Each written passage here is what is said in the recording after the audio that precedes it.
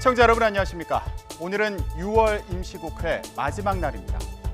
하지만 본회의를 열지 못한 채 끝날 가능성이 커지고 있습니다. 어제 대통령과 여야 5당 대표가 회동하고 일본의 무역 보복 조치에 함께 대응하기로 했지만 원내 상황은 여전히 불통입니다. 국민의 시선이 뜨겁습니다. 오는 사이 해법을 찾기 위한 노력은 계속되는지 저희도 같이 지켜보겠습니다. 먼저 오늘의 주요 뉴스입니다.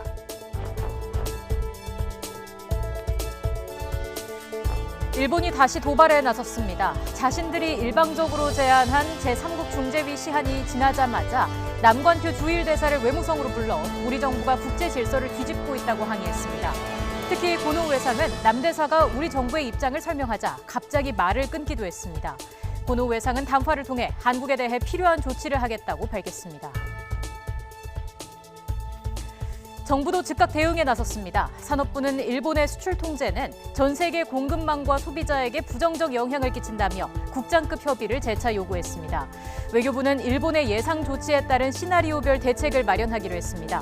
다음 주에는 볼턴 미 백악관 안보보좌관의 한일 연수회 방문도 추진되고 있습니다.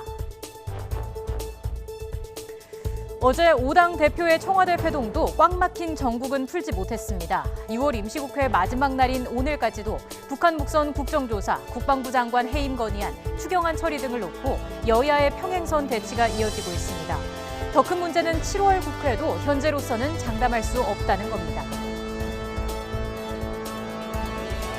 오늘은 삼성바이오 운명의 날입니다. 분식회계를 주도한 혐의로 삼성바이오 김태한 대표에 대해 영장심사 절차가 진행되고 있습니다.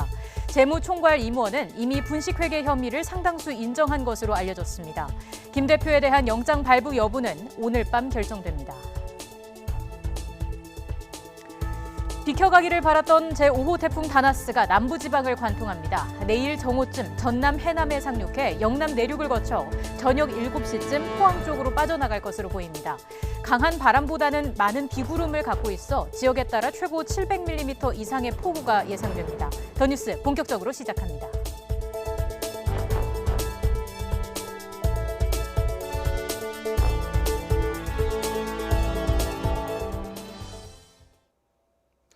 징용배상 판결과 관련해 중재위원회를 설치하자는 일본의 요청에 우리 정부가 응하지 않자 일본 외무상이 주일 한국 대사를 외무성으로 불러서 항의했습니다. 그런데 이 과정에서 일본 외무상이 우리 대사에게 좀처럼 보기 힘든 무례를 범해 논란이 되고 있습니다. 도쿄 연결합니다. 황변 특파원. 네, 도쿄입니다. 네, 외교 문제를 다룰 때는 상당히 예의를 지키는 게 당연해 보이는데요. 어떤 상황이 있었던 건가요? 네, 고노다로 일본 외무상이 오늘 오전 남관표 주일 대사를 외무성으로 불러서 강제징용 판결 관련해 일본 정부의 중재위 구성에 한국 정부가 응하지 않은 데 대해서 항의했습니다. 본격 만남에 앞서서 취재진 앞에서 양측이 각각 1분 남짓 간단한 발언이 있었는데요. 먼저 고노 외무상은 한국 정부가 중재위 요청에 응하지 않은 것은 매우 유감이라고 밝혔습니다. 그러면서 한국이 현재 하고 있는 것은 제2차 세계대전 이후 국제 질서를 근본부터 뒤집는 것이라고 주장했습니다. 또 한국에 의해 국제법 위반 상태가 돼 있는데 한국 정부가 빨리 나서 고치길 바란다고 촉구했습니다. 1965년 한일 청구권협정으로 강제징용 배상 문제도 다 끝났기 때문에 일본 기업에 배상을 명령한 한국 대법원 판결은 국제법 위반이라는 논리를 재차 주장한 겁니다. 이에 대해서 남 대사는 우선 일본의 입장을 한국 정부에 잘 전달하겠다며 운을 뗐습니다. 이어 최근 일본 정부의 수출 규제 조치에 대한 우려를 표시하기도 했습니다.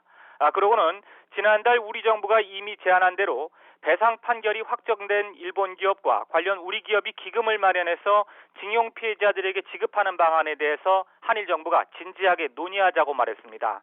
이때 갑자기 고노 장관이 남 대사의 말을 자르고 끼어들었습니다. 한국 제의를 전혀 받아들일 수 없고 이미 그런 뜻을 한국 정부에 전달했는데 마치 이걸 모른 척하면서 또 말을 꺼내는 것은 무례한 일이라며 불쾌한 표정을 그대로 드러냈습니다. 고노 외무상은 오늘도 일본 정부의 공식 입장을 앵무새처럼 반복해놓고 남 대사가 한국 정부의 입장을 다시 한번 설명한 데 대해서 이같이 민감한 반응을 보인 것이 오히려 상당히 결례라는 평가가 나오고 있습니다.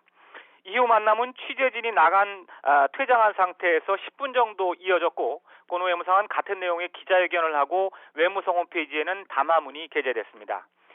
이후 대응 방안과 관련해서 일본 정부는 이전에 주요하게 거론해온 국제사법재판소 제소 방안을 당분간은 미룰 것이라는 현지 언론 보도가 나오고 있습니다. 제소를 해도 역시 우리 정부가 응하지 않으면 국제재판이 열릴 수가 없어 당장 실익이 없다고 판단한 것으로 보입니다. 징용 배상 문제에 대한 직접적인 일본 정부의 보복 조치는 현재 압류된 일본 제철의 국내 자산이 매각되는 시점에 이루어질 것으로 전망됩니다. 고노 외무상은 최근 기자회견에서 일본 기업이 실제 피해가 생기면 필요한 조치를 하지 않을 수 없다고 말하기도 했습니다. 앞서 일본 정부는 지난달 강제징용 배상 판결과 관련해 한일 청구권 협정에 근거한다며 우리 정부의 제3국에 의한 중재위 구성을 제안하며 멋대로 어제까지 답을 달라고 요청했습니다. 이에 대해서 우리 정부는 현재는 청구권 협정에 명시된 협의 단계인데 그 이후 단계인 중재위 요청에 응할 이유가 없다며 거부 입장을 분명히 해왔습니다. 일본 정부가 우리 정부의 거절이 분명함에도 불구하고 중재위 구성에 의미를 부여해온 것은 국제사회에 한국의 협상에 응하지 않는다고 주장하면서 추가 보복 조치를 정당화하기 위한 명분 축적용으로 분석됩니다. 지금까지 도쿄에서 YTN 황보현입니다. 우리 정부는 일본 측 발표 내용을 주목하고 있습니다. 우선은 일본 측 담화문 내용을 더 상세히 파악하고 입장을 발표한다는 계획입니다. 취재기자 연결합니다. 한연희 기자. 네, 외교부입니다. 네, 지금까지 나온 우리 정부 입장은 어떻습니까?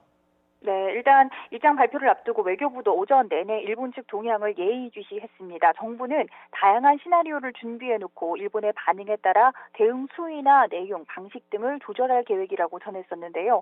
필요한 조치를 강구하겠다는 고노 외상의 담화문 내용을 좀 더 상세히 파악한 뒤 입장을 정리할 것으로 보입니다. 외교부 당국자는 어제도 우리가 지난달 제안한 한일 기업기금으로 피해자 위자료를 지급한다는 이른바 1+1 방안을 받아들일 것을 촉구했습니다.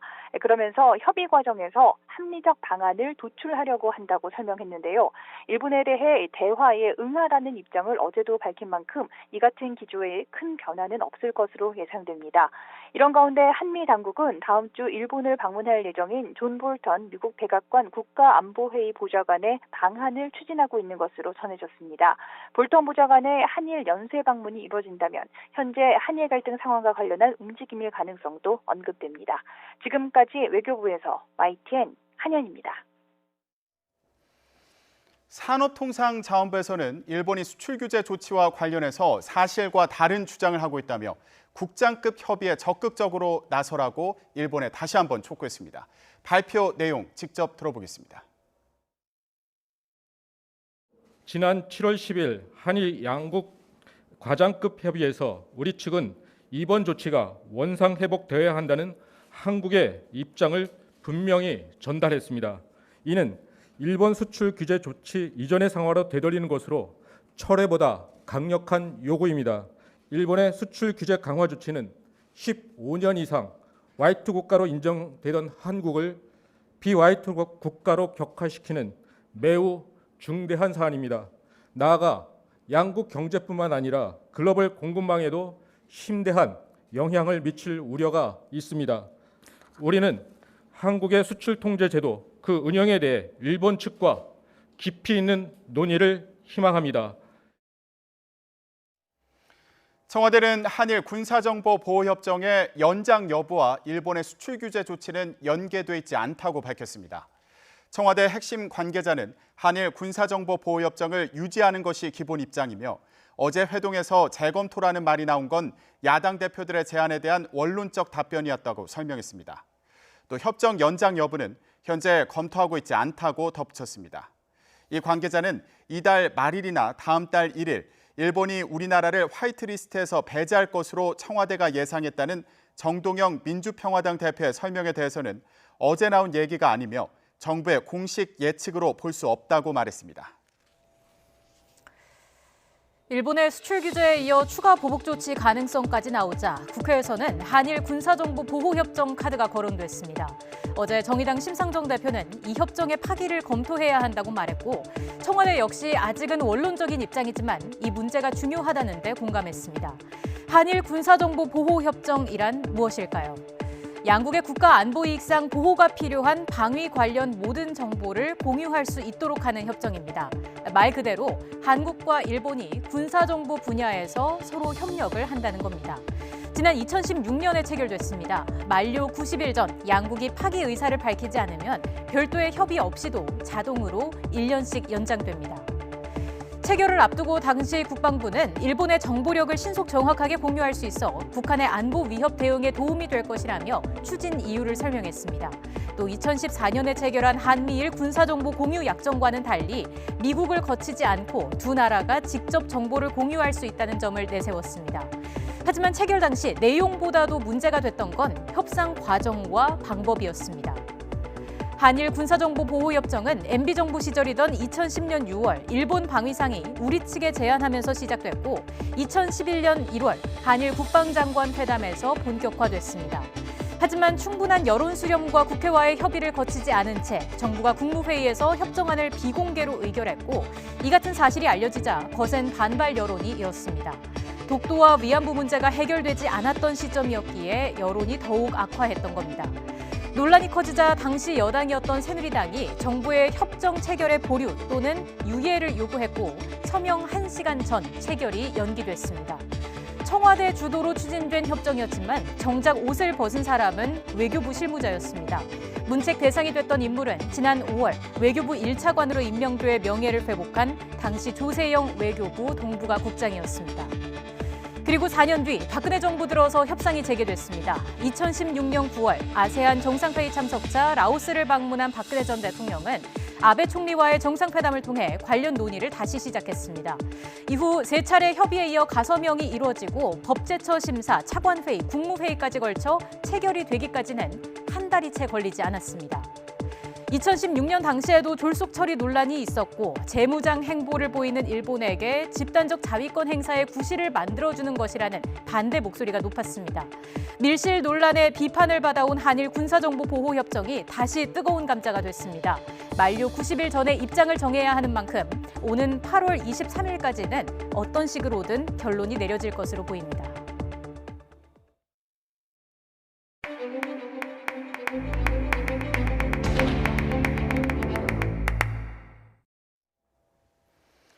여야가 북한 목선 사건 국정조사와 정경두 국방장관 해임 건의안 표결 문제를 두고 강하게 충돌하면서 6월 임시국회도 빈손으로 끝날 가능성이 커지고 있습니다. 자유한국당과 바른미래당은 여당이 양보해야 된다고 요구하고 있지만 더불어민주당은 수용할 수 없다고 맞서면서 국회 파행이 길어지고 있습니다. 국회 연결합니다. 최민기 기자. 네, 국회입니다. 네, 오늘 6월 국회 마지막 날인데 의사일정 합의가 안 되고 있네요. 네, 오늘 6월 국회 회기 마지막 날이지만 결국 본회의는 열리지 못한 채 빈손 국회로 끝날 가능성이 커지고 있습니다. 북한 어선 사건 국정조사와 국방부 장관 해임권 건의안 문제로 이 기싸움을 벌인 여야 3당 원내대표들이 오늘 오전 만났지만 의사일정 합의는 끝내 불발됐습니다. 더불어민주당 이인영 원내대표는 국정조사와 장관 해임 건의안은 절대 수용할 수 없다면서 추경 발목 잡기는 이제 그만하라고 밝혔습니다. 이 3당 원내대표 회동을 마친 이 원내대표는 다만 협상을 계속 이어갈 뜻임을 내비쳤습니다. 합의가 안 된 거죠. 조금 가야 돼서 오늘은 양해를 부탁합니다.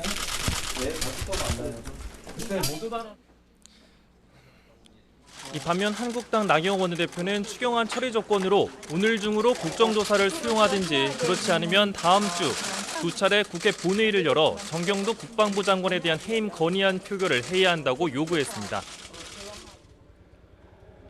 다음 주에 투포인트 국회를 열어서 하루는 해임안을 보고하고 하루는 해임안 표결과 그리고 기타 법안들을 통과하는 것을 제안했습니다.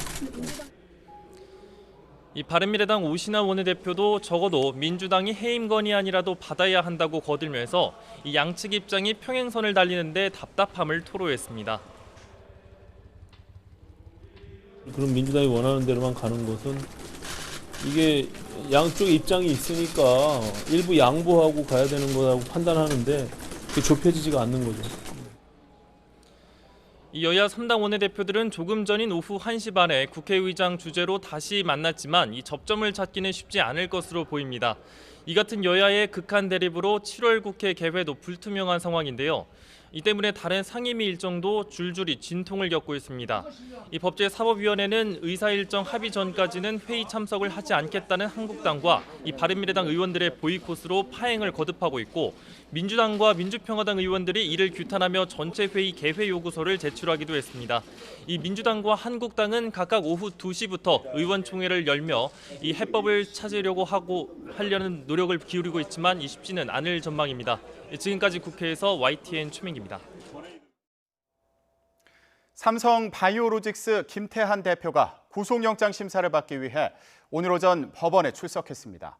4조 5천억 원대 분식회계 혐의 등으로 첫 영장 심사를 받게 된 만큼 법원의 판단이 주목됩니다. 신지원 기자입니다. 삼성 바이오로직스 김태한 대표가 구속영장 심사를 받기 위해 법원에 도착합니다. 굳은 표정의 김 대표는 취재진의 질문에 아무런 대답 없이 법정으로 향했습니다. 분식회계 혐의 인정하세요? 분식회계 지시하셨습니까? 김 대표는 자본시장법과 외부감사법 위반, 횡령과 증거인멸교사 등 모두 4가지 혐의를 받고 있습니다. 지난 5월에는 증거인멸을 지시한 혐의만으로 구속영장이 청구됐다가 한 차례 기각됐지만 이번엔 검찰 수사가 시작된 이후 처음으로 분식회계 혐의가 적용됐습니다. 검찰은 김 대표가 고의 분식회계로 회사 가치 4조 5천억 원을 부풀리고 이를 토대로 작성된 허위 자료를 코스피 상장에 이용한 것으로 보고 있습니다. 그 대가로 회사 돈 30억 원을 횡령한 혐의도 추가됐습니다. 김 대표가 지난 2017년 삼성바이오 주식을 사들인 뒤 비용 일부를 회사 돈으로 3년에 걸쳐 나눠 받았다는 겁니다. 김 대표 측은 지난 2016년 11월 삼성바이오로직스 상장이 성공적으로 이뤄진 만큼 적절한 보수로 받은 돈이라고 주장하고 있지만 검찰은 상장 자체가 부정하다고 보는 데다 이사회 의결도 없이 기존 성과급 체계와 다른 방식으로 돈을 받은 점에 주목하고 있습니다. 김 대표와 함께 삼성바이오로직스 재경 담당 김모 전부와 신모 상무도 관련 혐의로 구속 갈림길에 섰습니다. 분식회계 본안에 대한 법원의 첫 판단은 밤늦게 나올 전망입니다. YTN 신지원입니다.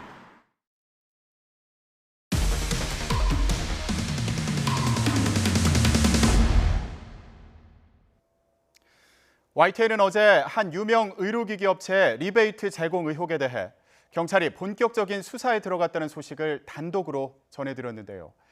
YTN이 확보한 고발장에는 유명 대학병원 의사들이 가족 골프여행 항공비나 유흥업소 비용까지 수백만 원씩 받은 정황이 낱낱이 담겼습니다. 김태민 기자의 단독 보도입니다. YTN이 입수한 국내 유명 의료기기 업체의 내부 고발 자료입니다. 구체적인 일시와 함께 리베이트를 받은 의사 10여 명의 실명과 소속 병원, 제공 방식까지 낱낱이 적시됐습니다. 가족 골프여행 항공권부터 유흥비까지 한 번에 수백만 원씩 뭉칫돈이 나간 것으로 나타났습니다. 특히 결제 기록을 숨기려고 임직원 개인 계좌로 돈을 우회 지급하는 편법 방식까지 담겼습니다. 그래야지 저희 제품을 써주시니까. 많이 써주시니까. 법적인 테두리 안에서 할 수 있는 게 거의 없어요. 이걸 문제라는 인식을 못할 정도로 젖어있다 보니까 그냥 하는 거예요. 원하고 해줘야 되고 하니까 하는 거예요. 경찰은 이런 내용을 담은 고발장을 확보한 지 2달 만에 해당 업체를 압수수색하며 본격적인 수사에 착수했습니다. 국내 부문 영업을 담당했던 고발인의 증언에 신빙성이 있다고 판단한 겁니다. 이에 따라 사내 자금 흐름을 규명할 자료 확보와 분석에 주력하고 있습니다. 하지만 고발장에 언급된 당사자들은 관련 의혹을 완강히 부인하고 있습니다. 혹시나 그분들이 양해해서 저희한테 도움을 줬으면 모르겠습니다. 그렇지만 특사적인 범위 내에서 대만에 가서 그때 강의를 하러 가가지고 딱 그걸 붙였죠. 그런데 제가 냈고 우리 장애인 모시고 왔는데 꼭 제가 결제하기로 사정이 다 있을 거고. 해당 업체 역시 고발 내용이 모두 허위라며 조목조목 반박 자료를 내놨습니다. 일부 영업사원이 회사 방침을 어기고 과도한 돈을 집행한 사례도 있었지만 자체 징계 처분을 내렸고 나머지 리베이트 제공 의혹 역시 사실 무근이라는 겁니다. 오히려 악의적 음해와 협박에 대해서 법적 절차를 준비하고 있다고 설명했습니다. 이에 따라 경찰은 확보한 자료 분석을 마치는 대로 고발 대상자들을 차례로 불러 사실관계를 따져볼 방침입니다. YTN 김태민입니다. 5호 태풍 다나스가 북상하면서 제주도 남쪽 먼바다에는 태풍 경보가 내려졌습니다. 태풍은 주말인 내일 오전 전남 남해안에 상륙한 뒤 남부 내륙을 통과할 것으로 보입니다. 내일까지 남부와 제주도 산간에는 최고 700mm의 물폭탄이 쏟아진다고 합니다. 취재기자 연결하겠습니다. 정혜윤 기자. 네, 기상팀입니다. 네, 이미 장마 전선의 영향으로 남부 곳곳에 국지성 호우가 쏟아지고 있습니다. 태풍 다나스가 내일 전남 남해안에 상륙할 것으로 예상되는데 시점에는 변화가 없습니까? 네, 큰 변화는 없는 상황입니다. 조금 전 오후 1시에 또 태풍 정보가 발표가 됐는데요. 태풍 다나스는 주말인 내일 오전 진도 부근에 상륙한 뒤에 뒤이어 전남 해남 부근 해안가를 지날 것으로 보입니다. 태풍의 세력이 조금 강해지면서 이동 속도가 느려지고는 있지만 큰 흐름은 변화가 없는 상황입니다. 소형급의 약한 태풍인 다나스는 현재 중국 상하이 남동쪽 부근 해상에서 북상 중입니다. 현재 예상 진로대로라면 주말 오전 7시쯤 제주도 북쪽 해상을 통과해서 오전 9시 진도 부근에 상륙을 하겠고요. 10시 무렵에는 전남 해남 부근 남해안을 지날 것으로 보입니다. 이어 전남과 영남 내륙을 거쳐 주말 밤 7시쯤에는 포항 북쪽에서 동해로 진출할 것으로 예상됩니다. 현재 우리나라 남해 수온이 낮아 태풍의 세력이 크게 발달할 가능성은 낮고 또 태풍이 내륙을 통과하는 동안 약화할 가능성도 있습니다. 따라서 기록적인 강풍보다는 이례적인 집중호우를 동반할 가능성이 더 큽니다. 특히 이미 장마 전선상에서 남부 곳곳에 국지성 호우가 쏟아진 곳이 많기 때문에 호우 피해 가능성은 더 커질 것으로 우려됩니다. 어제와 오늘 제주도 산간 지역에는 400mm에 가까운 폭우가 쏟아졌고 남해안으로도 150mm 안팎의 많은 비가 내렸습니다. 기상청은 내일까지 제주 산간 지역에 700mm 이상, 남해안과 지리산 부근에는 500mm가 넘는 물폭탄이 쏟아질 것으로 예보했습니다. 또 남부 내륙에도 150mm 안팎의 많은 비가 내릴 것으로 보입니다. 네, 그럼 이번 태풍의 최대 고비는 언제이고 또 지역별로 태풍의 영향권에 드는 시점은 언제부터가 될까요? 네, 이번 태풍의 최대 고비는 주말인 내일이 될 것으로 보입니다. 우선 제주도는 태풍 다나스가 제주도 남서쪽 해상으로 진입하는 오후부터 태풍 영향권에 들기 시작했습니다. 이에 따라 오늘 오전 10시부터 이미 제주도 남쪽 먼바다에는 태풍 경보가 내려졌습니다. 남해안도 오늘 밤부터 영향을 받기 시작하겠고요. 남부지방과 일부 중부지방은 내일 오전부터 영향권에 들기 시작할 것으로 보입니다. 이에 따라 기상청은 현재 제주도 전역과 남해상 그리고 남부 내륙지방에 태풍 예비특보를 발표했습니다. 기상청은 장맛비에 이어서 태풍으로 큰 비가 잇따라 쏟아지면서 산사태와 축대 붕괴 또 침수 등 피해가 속출할 것으로 우려된다면서 철저한 대비를 당부했습니다. 지금까지 YTN 정혜윤입니다. 대형 제약업체인 대웅제약이 국내 보톡스 시장 1위 업체인 메디톡스와 2년 반 넘게 보톡스 균주 도용 문제를 놓고 공방을 펼치고 있습니다. 지난 4일 균주 출처를 규명하기 위한 과학적 검사 가운데 하나인 포자 감정이 시작됐습니다. 그 결과가 주목됩니다. 김승재 기자입니다. 지난 2014년 4월 출시된 대웅제약의 보툴리눔 톡신, 즉 보톡스 제제 나보타입니다. 2년 반 뒤인 2016년 11월 국내 1위 보톡스 제제 생산업체 메디톡스사는 나보타가 자사의 보톡스 제제 메디톡신의 균주를 훔쳐 만든 것이라고 발표했습니다. 균주와 그 제조 기술 정보가 부당하게 저희 전직 직원을 통해서 유출되었고 그것이 대웅제약에 건너갔고 대웅제약이 국내에서는 나보타, 미국에서는 주보 등 톡신 제제 생산에 부당하게 사용하고 있다는 주장. 대웅제약은 자연 상태에서 확보한 균주로 생산했다며 강력 반발했고 이후 양측은 한국과 미국에서 관련 소송을 진행해오고 있습니다. 그런데 균주의 출처를 밝히는 데 중요한 단서가 될 포자 검증이 지난 4일부터 시작돼 주목됩니다.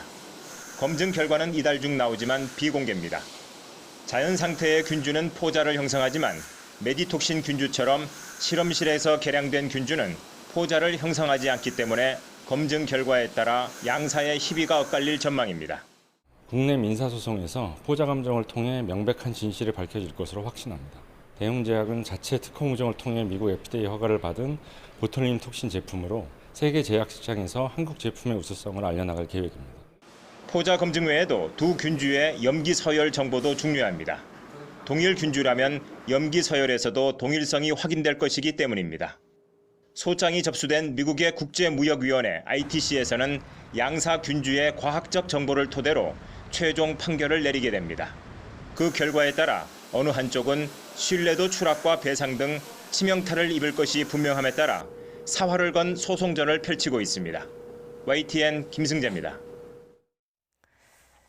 트럼프 미국 대통령이 탈북자를 만나 북한의 종교 자유 문제를 제기하겠다고 밝혔습니다. 하지만 미국 정부의 연례 종교 자유 행사에서 나온 고위 인사들의 대북 압박 수위는 낮아졌습니다. 워싱턴에서 김희준 특파원이 보도합니다. 세계 각국의 종교 탄압 피해자들을 백악관으로 초청한 트럼프 대통령. 27명 가운데 탈북자 출신 주일용 씨도 자리했습니다. 고모네 가족이 정치범 수용소에 있고 북한 당국이 종교 탄압을 자행해왔다는 주 씨 증언에 Just because my aunt father-in-law was a Christian and my cousins whole family were executed because of their sharing gospel. 트럼프 대통령은 북한 종교 자유 문제를 제기하겠다고 화답했습니다. North Korea I'll bring that up. I understand exactly what you're saying. I'll bring it up. 미 국무부가 지난 16일부터 사흘간 연 연례 종교 자유 증진 장관급의 행사 계기에서입니다. 펜스 부통령은 이 행사 연설에서 북한 인권 문제를 거론했습니다. 다만 북한 비핵화를 추진 중이라며 비판 수위는 조절했습니다. As President Trump continues to pursue the denuclearization of North Korea and a lasting peace, the United States will continue to stand for the freedom of religion. 폼페오 국무장관은 중국의 종교 탄압 문제를 강력히 성토했습니다. 반면 북한 문제는 크게 부각하지 않았습니다. 북한을 18년째 종교 자유 우려국으로 지정하고 인권 문제로 압박해온 미국이지만 실무 협상 재개에 호응하지 않고 있는 북한을 덜 자극하려는 의도로도 읽힙니다. 워싱턴에서 YTN 김희준입니다. 트럼프 대통령이 민주당의 유색인종 여성 의원 4명에게 인종차별 발언을 퍼부은 데 이어 또다시 노골적으로 공격했습니다. 당사자 4명은 물론이고 민주당 대선 주자들도 일제히 트럼프 대통령을 강력히 비난하고 나섰습니다. 보도에 이동우 기자입니다. 트럼프 대통령이 노스캐롤라이나 그린빌에서 열린 선거 유세에서 민주당 여성 유색인종 초선 의원 4인방에 대한 공격을 이어나갑니다. 4명 의원의 이름을 하나씩 거명하면서 비판과 조롱을 서슴지 않았습니다. 특히 유대계를 공격했다가 사과까지 했던 소말리아 난민 출신인 일한 오마르 의원을 집중 저격합니다. Obviously and importantly, Omar has a history of launching vicious anti-Semitic screeds.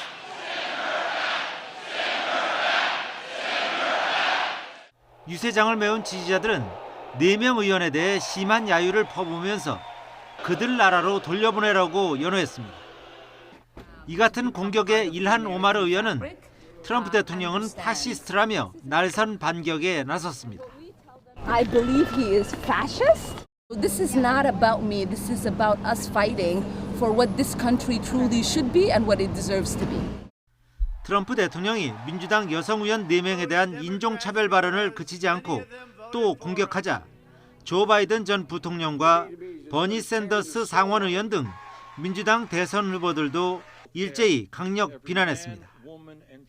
내년 11월 대선을 앞두고 재선에 도전하는 트럼프 대통령이 인종차별적 발언을 통해 백인 지지층을 결집해 선거에 활용하려는 전략을 취하는 데 맞서 민주당 대선 후보들이 반트럼프 대우를 구축하는 모습입니다. YTN 이동우입니다.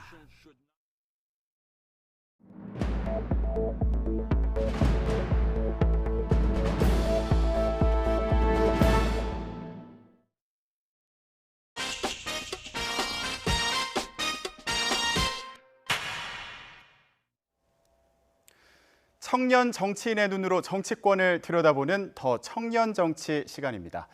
이번 주 문제 정치 장면들 짚어보겠습니다. 시사평론가인 장혜찬 서던포스트 정책실장, 고은영 제주 녹색당 운영위원장 나오셨습니다. 두 분 안녕하십니까? 안녕하세요.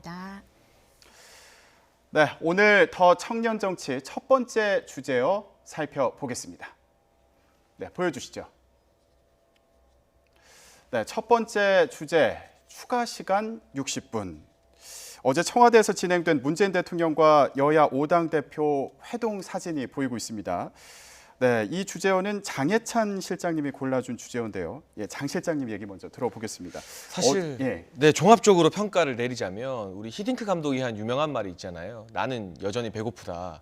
그 말이 떠올랐어요. 뭐 저녁 만찬을 대통령과 5당 대표들이 안 드셔서 그랬는지는 몰라도 어느 정도 예상했던 바 정도의 이 공동 발표가 나왔고, 사실 야당 입장에서는 추경이라던가 정부의 경제 정책에 대해서 좀 대승적으로 힘을 실어줬으면 좋겠다, 이런 아쉬움이 남고, 반대로 정부 입장에서는 이 모든 야당 대표들이 특사의 필요성에 대해서 이야기를 했습니다. 네. 정의당 심상정 대표를 포함해서 대일 특사만큼은 공통된 의견을 개진했음에도 불구하고 공동 발표문이나 대통령 발언 중에 그 부분에 대한 확답은 나오지 않았습니다. 다소 애매모호하게 적극적인 외교적 해법을 촉구하겠다, 이런 정도의 발언만 나왔기 때문에 네. 야당은 야당대로 또 대통령은 대통령대로 뭔가 더 줄 수 있는 것들을 화끈하게 풀지 않고 좀 예상하는 정도의 대화만 했기 때문에 지켜보는 국민들은 아직까지 배고픔을 허기를 느끼지 않을까 싶은 그런 회담이었습니다. 네, 좀 갑갑한 부분이 있었다, 이렇게 평가를 해주셨는데 고은영 위원장님은 어떻게 보셨나요?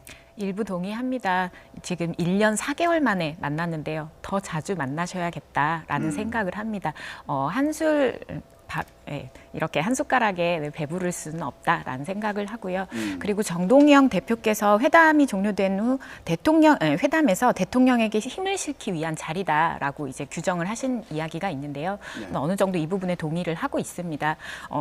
정부에 명확하게 문제 해결의 주도권을 주는 자리였고, 또 이렇게 국가 리더와 우리 정당 대표들이 모였다는 것을 대외적으로 보이는 것만 해도 굉장히 큰 성과였던 그런 자리다라고 생각을 하고요. 네. 이제 국민들 입장에서는 지금 불매운동 열심히 벌이고는 계시지만 사실 많은 기업들이 피해를 볼 것이라고 누구나 다 예상을 지금 사실은 하고 있습니다. 이 과정에서 지금의 이 회동이 사실 국민들의 마음을 좀 안정시키고 안심시킬 수 있었던 제스처였다. 그런 차원에서 좀 크게 생각을 하고, 마침 청와대 강기정 정무수석도 좀 같은 생각을 하셨던 것 같습니다. 일본 경제 보복의 칼날 앞에 정치가 작은 역할을 하는 순간이다라고 좀 이야기를 하셨는데요. 이게 좀 인상 깊고, 이제 좀 앞으로는 이번 회담에서 좀 짧게 나왔었던 각 정당 대표들마다 뭐 경제 현안, 노동 현안 이런 부분들을 조금 나눴었는데요. 이런 것들을 잘 버무릴 수 있는 그런 회담들이 앞으로는 종종 일어나기를 바랍니다.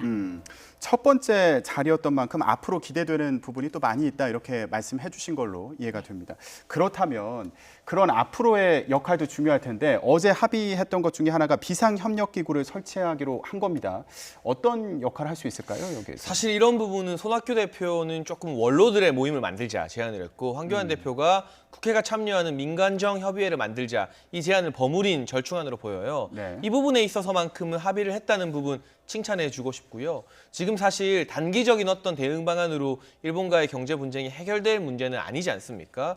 그리고 아베 정부를 보게 되면 참여연 선거가 끝나도 추가적인 규제를 할 가능성이 높다고 정의용 안보실장이 어제 말을 하기도 했습니다. 7월 30일이나 8월 1일쯤에 화이트리스트 제외 조치가 있을 것 같다는 발언도 나왔죠. 그런 점에서 본다면 우리 정부가 정부, 정치권, 시민사회가 하나가 되어서 중장기적으로 어떤 우리 소재 산업의 독립을 꾀할 수 있는 그랜드 플랜을 세우는 협의체 발족은 상당히 의미가 있는데, 이러한 협의체들 제가 정치권 근처에서 많이 지켜보면 예산 먹는 기구로 전락하는 경우가 사실은 많습니다. 네. 그렇지 않도록 정말 실질적인 권한을 가지고 뭔가 힘도 주고 책임도 주는 그러한 협의체가 되어야만 합의에서 끝나지 않고 예산 먹는 기구로 끝나지 않겠다. 네. 앞으로 갈 길이 훨씬 더 멀다는 말씀을 드리고 싶고, 제가 처음에 계속 배고프다는 이야기를 했었는데 배가 불렀으면 좋겠거든요.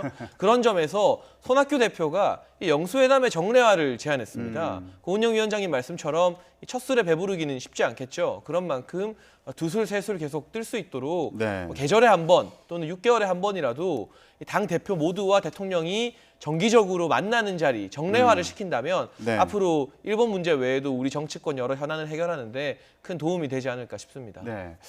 대통령과 여야 대표들이 자주 만나야 된다는 건 두 분 생각이 다 비슷하신 것 같아요. 네. 그런데 이 부분은 좀 생각이 다르지 않을까 싶은데, 추경과 관련된 내용은 어제 그 발표문에서 빠졌습니다. 예, 이 부분 어떻게 보시나요? 사실 회담 초반에 문재인 대통령께서 오늘의 자리는 이렇게 일본과의 분쟁에 있어서 장단기 과제를 어떻게 해결할 것인지 머리를 맞대는 자리다라고 분명히 얘기를 하시고 또 하나 이야기를 했습니다. 그리고 가장 이를 현실적으로 봉합할 수 있는 첫 번째 단계로 추경의 통과를 이제 여러 번 이제 강조를 했는데요. 사실상 두 가지 과제라고 회동에 있어서는 두 가지 과제가 올라와 있었다. 근데 한 가지가 좀 빠졌다라는 생각을 합니다. 맨 처음 장해찬 실장께서도 그 부분을 좀 지적을 하셨던 것 같은데요. 매우 좀 아쉽다는 생각을 하고요. 비상협력기구 설치 자체는 저는 굉장히 좋은 선례가 될 것이다. 건강하게 운영을 하는 이 향후의 과제들이 남겨져 있는데 지금 자유한국당을 비롯해서 좀 추경을 굉장히 막고 있는 지금의 국회 상황도 그렇고요. 국회가 얼마 남지 않은 과정에서 이렇게 대통령이 10여 차례 이상 회동 내에서 추경을 통과시켜야 된다라고 이야기를 했음에도 채택되지 않은 이런 부분들은 국민적인 좀 불행에 가깝지 않나라는 생각이고 여기에서 사실 회동 자체가 지금 자유한국당이 한번 거부를 했었지 않습니까? 그렇다가 이번에 성사가 됐었는데 여기에서 좀 더 전향적인 태도가 필요했던 것이 아닌가라는 생각을 합니다. 저는 사실 황교안 대표가 양보를 할 만큼 했다고 봅니다. 기존에 요구하던 것은 3+1 회담이었고 청와대에서 제의했던 게 5+1 회담이었거든요. 근데 이번에는 형식과 조건에 구애하지 않고 만나겠다면서 1대1 회담을 빼버렸어요.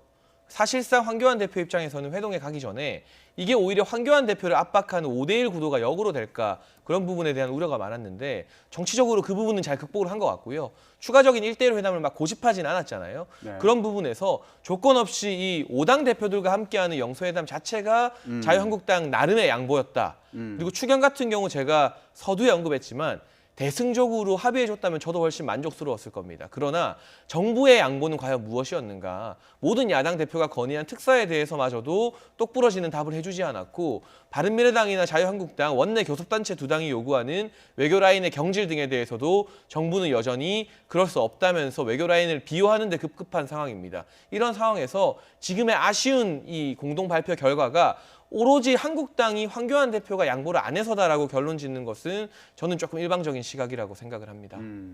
그런데 이건 좀 부수적인 얘기일 수도 있겠는데 저녁 만찬을 하자고 대통령이 제안을 했는데 황 대표가 거절을 했다. 뭐 일정상의 이유로요. 이런 얘기도 있더라고요. 이 부분은 어떻게 보세요? 좀 아쉽다 이런 평들도 있던데요. 사실 중요한 의제 당초 2시간 넘겨서 3시간 가까이 논의가 됐잖아요. 그 상황에서 굳이 뭐 식사를 하면서 다른 이야기를 더 나눌 만한 의제가 남아 있었을까 하는 생각이 들고요.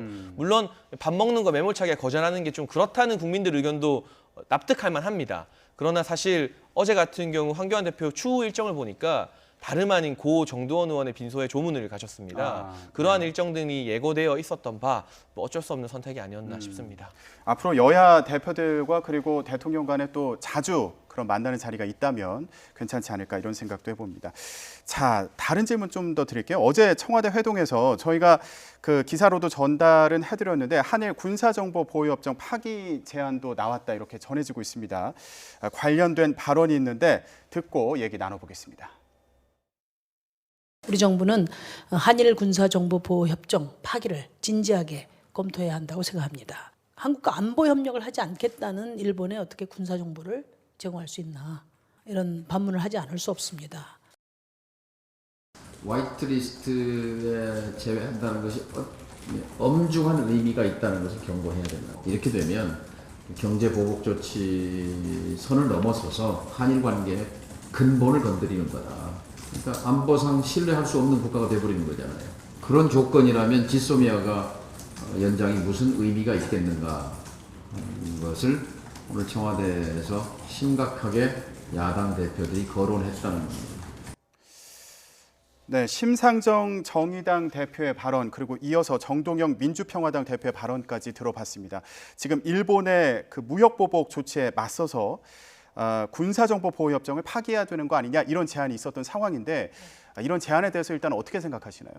뭐 내용적으로는 사실 일본에서 굉장히 강성의 태도를 취하고 있기 때문에 내용적으로는 이렇게 말씀을 하실 수 있다라고 생각을 합니다. 하지만 분명히 짚어야 될 것은 진지하게 검토해야 된다라는 심상정 의원의 말인데요. 네. 파기하자고 지금 당장 이야기하고 있는 것은 아닙니다. 지금 협정 검토까지 이렇게 들어가는 장기화 국면은 양국 국민에게 모두 다 좋지 않습니다. 굉장히 안 좋은 수인 것을 심상정 대표 그리고 그 평화당에서도 모를 리가 없다라는 네. 생각을 하고요. 이런 발언들은 사실상 어떤 지금 군사적 긴장까지 촉발시킬 수 있는 장기적으로 좋지 않은 수다라는 생각을 하고요. 그리고 외교 라인을 통해 일본에 전달되어야 할 메시지만 지금 잘 전달하면 되겠다라는 생각을 합니다. 네. 이런 것들이 계속 재생산되다 보면 지금 미국에서도 그 부분에 대해서는 지금 좀 진정을 시키는 메시지가 계속 좀 나오고 있는데요. 협정을 이제 뭐 지키는 그런 메시지를 좀 보내고 있는데 네. 지금 사건 이런 사안들이 장기화되는 국면을 막는 것이 정치권의 1번 숙제로 좀 상정을 해두고 발언을 좀 조심하셨으면 하는 생각이고요. 좀 바람이 있다면 지금의 무역 분쟁이 해결되면 추후에 사실 저희가 일본과 국경을 맞댄 그런 이웃 국가 아니겠습니까? 네. 그래서 상호 이런 군사적 긴장을 촉발시키는 이런 일들을 벌이기보다는 군축에 대한 논의 그리고 기후 위기에 대한 안보 대응 이런 것들을 공동으로 논의하는 그런 정치권이 됐으면 좋겠습니다. 네. 일단 그 대표들의 얘기를 들어보면은 정용 안보실장이 상황에 따라 검토가 가능하다 이렇게 얘기를 한 것으로 전해졌는데 청와대 추가 설명을 보면 원론적인 답변이었고 군사정보보호협정과 일본의 무역보복 조치는 연계되어 있지 않다. 연계해서 검토하고 있지 않다. 이런 입장을 다시 한번 밝혔습니다. 사실 자유한국당과 바른미래당 등의 야당이 주장하는 게 대안 없이 국민 감정 자극하지 마라. 차분하게 외교적 대응을 하자는 거잖아요. 청와대에서도 이 협정을 왜 유지하고 싶어 하겠습니까? 이거 사실 박근혜 정부에서 체결했을 때 문재인 대통령이 야당 대표이셨지 않습니까? 그 당시 야당인 지금의 민주당에서 반대했던 협정입니다. 근데 정권 밥 잡으니까 이 협정을 이어갔어요. 네. 그만큼 우리 차원에서도 필요한 협정입니다. 사실 이 한일 군사정보협정을 통해서 어떤 정보가 오가는지 국민들 잘 모르실 거예요. 제가 세부 내용을 지켜보니까 일본은 우리에게 정보 수집 위성 5기, 이지스함 6척, 조기 경보기 17대, 해상 초계기 77대 등의 고급 자산을 이용한 영상 자료를 제공합니다. 우리가 제공하는 정보는 무엇이냐? 탈북자들, 북중 접경 지역의 휴민트, 인적 정보 자원, 그리고 이 남북 군사 분계선의 감청 자료 등을 제공합니다.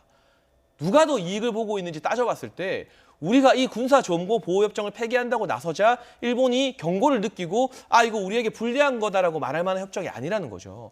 서로 윈윈하는 협정이고 우리 정부도 이 협정의 필요성을 인정하기 때문에 오죽하면 야당일 때 반대했던 협정인데 정권 잡고 다시 유지하겠습니까? 이런 부분은 국익의 기초에서 실리의 기초에서 좀 차분하게 언급해야지 당장 국민들에게 인기를 얻고자 반일 감정 자극하면서 이 지오시마 폐기하겠다 이렇게 나서는 건 저는 너무나 책임감 없는 태도라고 보고요. 그런 부분에서 청와대의 추가 해명, 원론적인 답변이었을 뿐이다. 안보 문제와 경제 문제는 분리해야 된다. 이러한 해명이 굉장히 적절했다고 생각합니다. 네, 알겠습니다. 쉽게 파기하기는 좀 어려운 협정 아니냐 이런 설명이었고요. 자, 일단 정치권이 머리를 맞댄 만큼 일본의 무역 보복 조치에 대한 대응 방안 어떻게 나올지 계속 지켜보겠습니다. 자, 더 청년 정치 이제 두 번째 주제어 보겠습니다. 보여주시죠. 네, 두 번째 주제어는 지금입니다. 예, 박영선 중소벤처기업부 장관과 최태원 SK그룹 회장의 사진과 그리고 대화 내용이 나와 있습니다. 두 분이 함께 골라주셨는데 자, 고은영 위원장님 얘기 먼저 들어볼까요? 이게 어떤 상황인가요?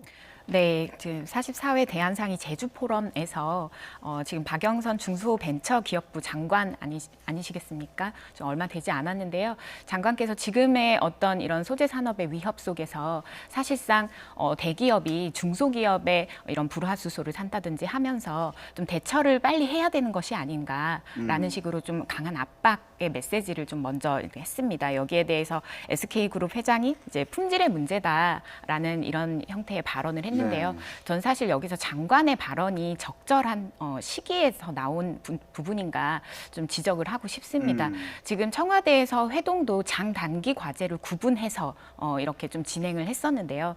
지금 대기업들이 쌓아놓은 뭐 사내 유보금 아무리 뭐 880조 넘고 그리고 중소기업들 지금 추경도 통과 안 돼서 힘든 상황이지만 그럼에도 좀 국가 분주행으로 인해서 대기업도 사실 지금 피해를 볼 수 있는 상황이 아니겠습니까? 네. 여기에서 분명한 좀 입장이 그 대기업을 압박하는 이런 방식이 아니라 상호 상생의 협력을 하자라는 그런 메시지로 좀 갔었어야 되는 것이 아닌가. 때와 장소를 좀 가렸어야 할 필요가 있었다 생각합니다. 장단기 과제를 좀 구분해서 접근해야 되는 거 아니냐 이런 지적이셨는데 그 박 장관이 나중에 페이스북에 이렇게 올렸다고 하더라고요.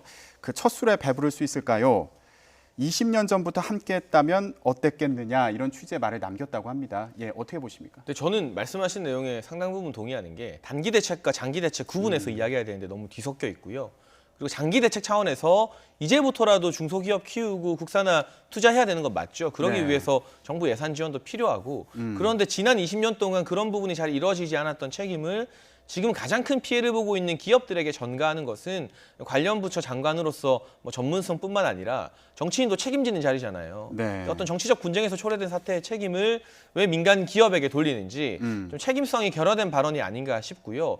사실 국내에서 이러한 불산이나 관련된 재료들을 생산하려는 시도가 있어 왔습니다. 그런데 2012년도에 구미의 불산가스 누출 사고 등 불행한 사고가 있으면서 지금의 더불어민주당이 주도적으로 환경 규제를 매우 높은 수준으로 끌어올리는 데 일조했습니다. 그렇기 때문에 국내 공장을 짓고 투자를 하고 싶어도 이러한 환경 규제, 산업 규제 때문에 대기업의 소재 산업 진출이 어려웠던 부분이 있어요. 사실 이런 환경 규제 무조건 나쁘다고 말할 수 없지만 어쨌든 인과관계를 살펴보게 되면 본인들이 야당일 때 열심히 반대해서 공장 못 짓고 투자 못 짓고 이렇게 규제를 잔뜩 올려놓았으면서 이제 와서 왜 우리 국내 제품, 국내 재료는 안 되는 거냐고 물어본다면 이 질문을 듣는 기업 입장에서는 얼마나 황당할까. 저는 최태원 회장이 상당히 순화해서 답변한 거라 생각하고요.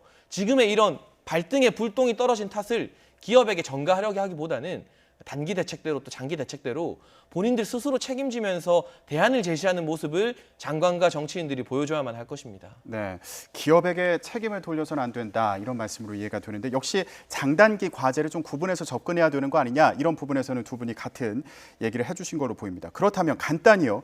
지금 현재 일본 수출 규제가 계속 문제가 되고 있는 상황인데 정부의 대응 방안은 어떤 식으로 나와야 된다고 생각하시나요?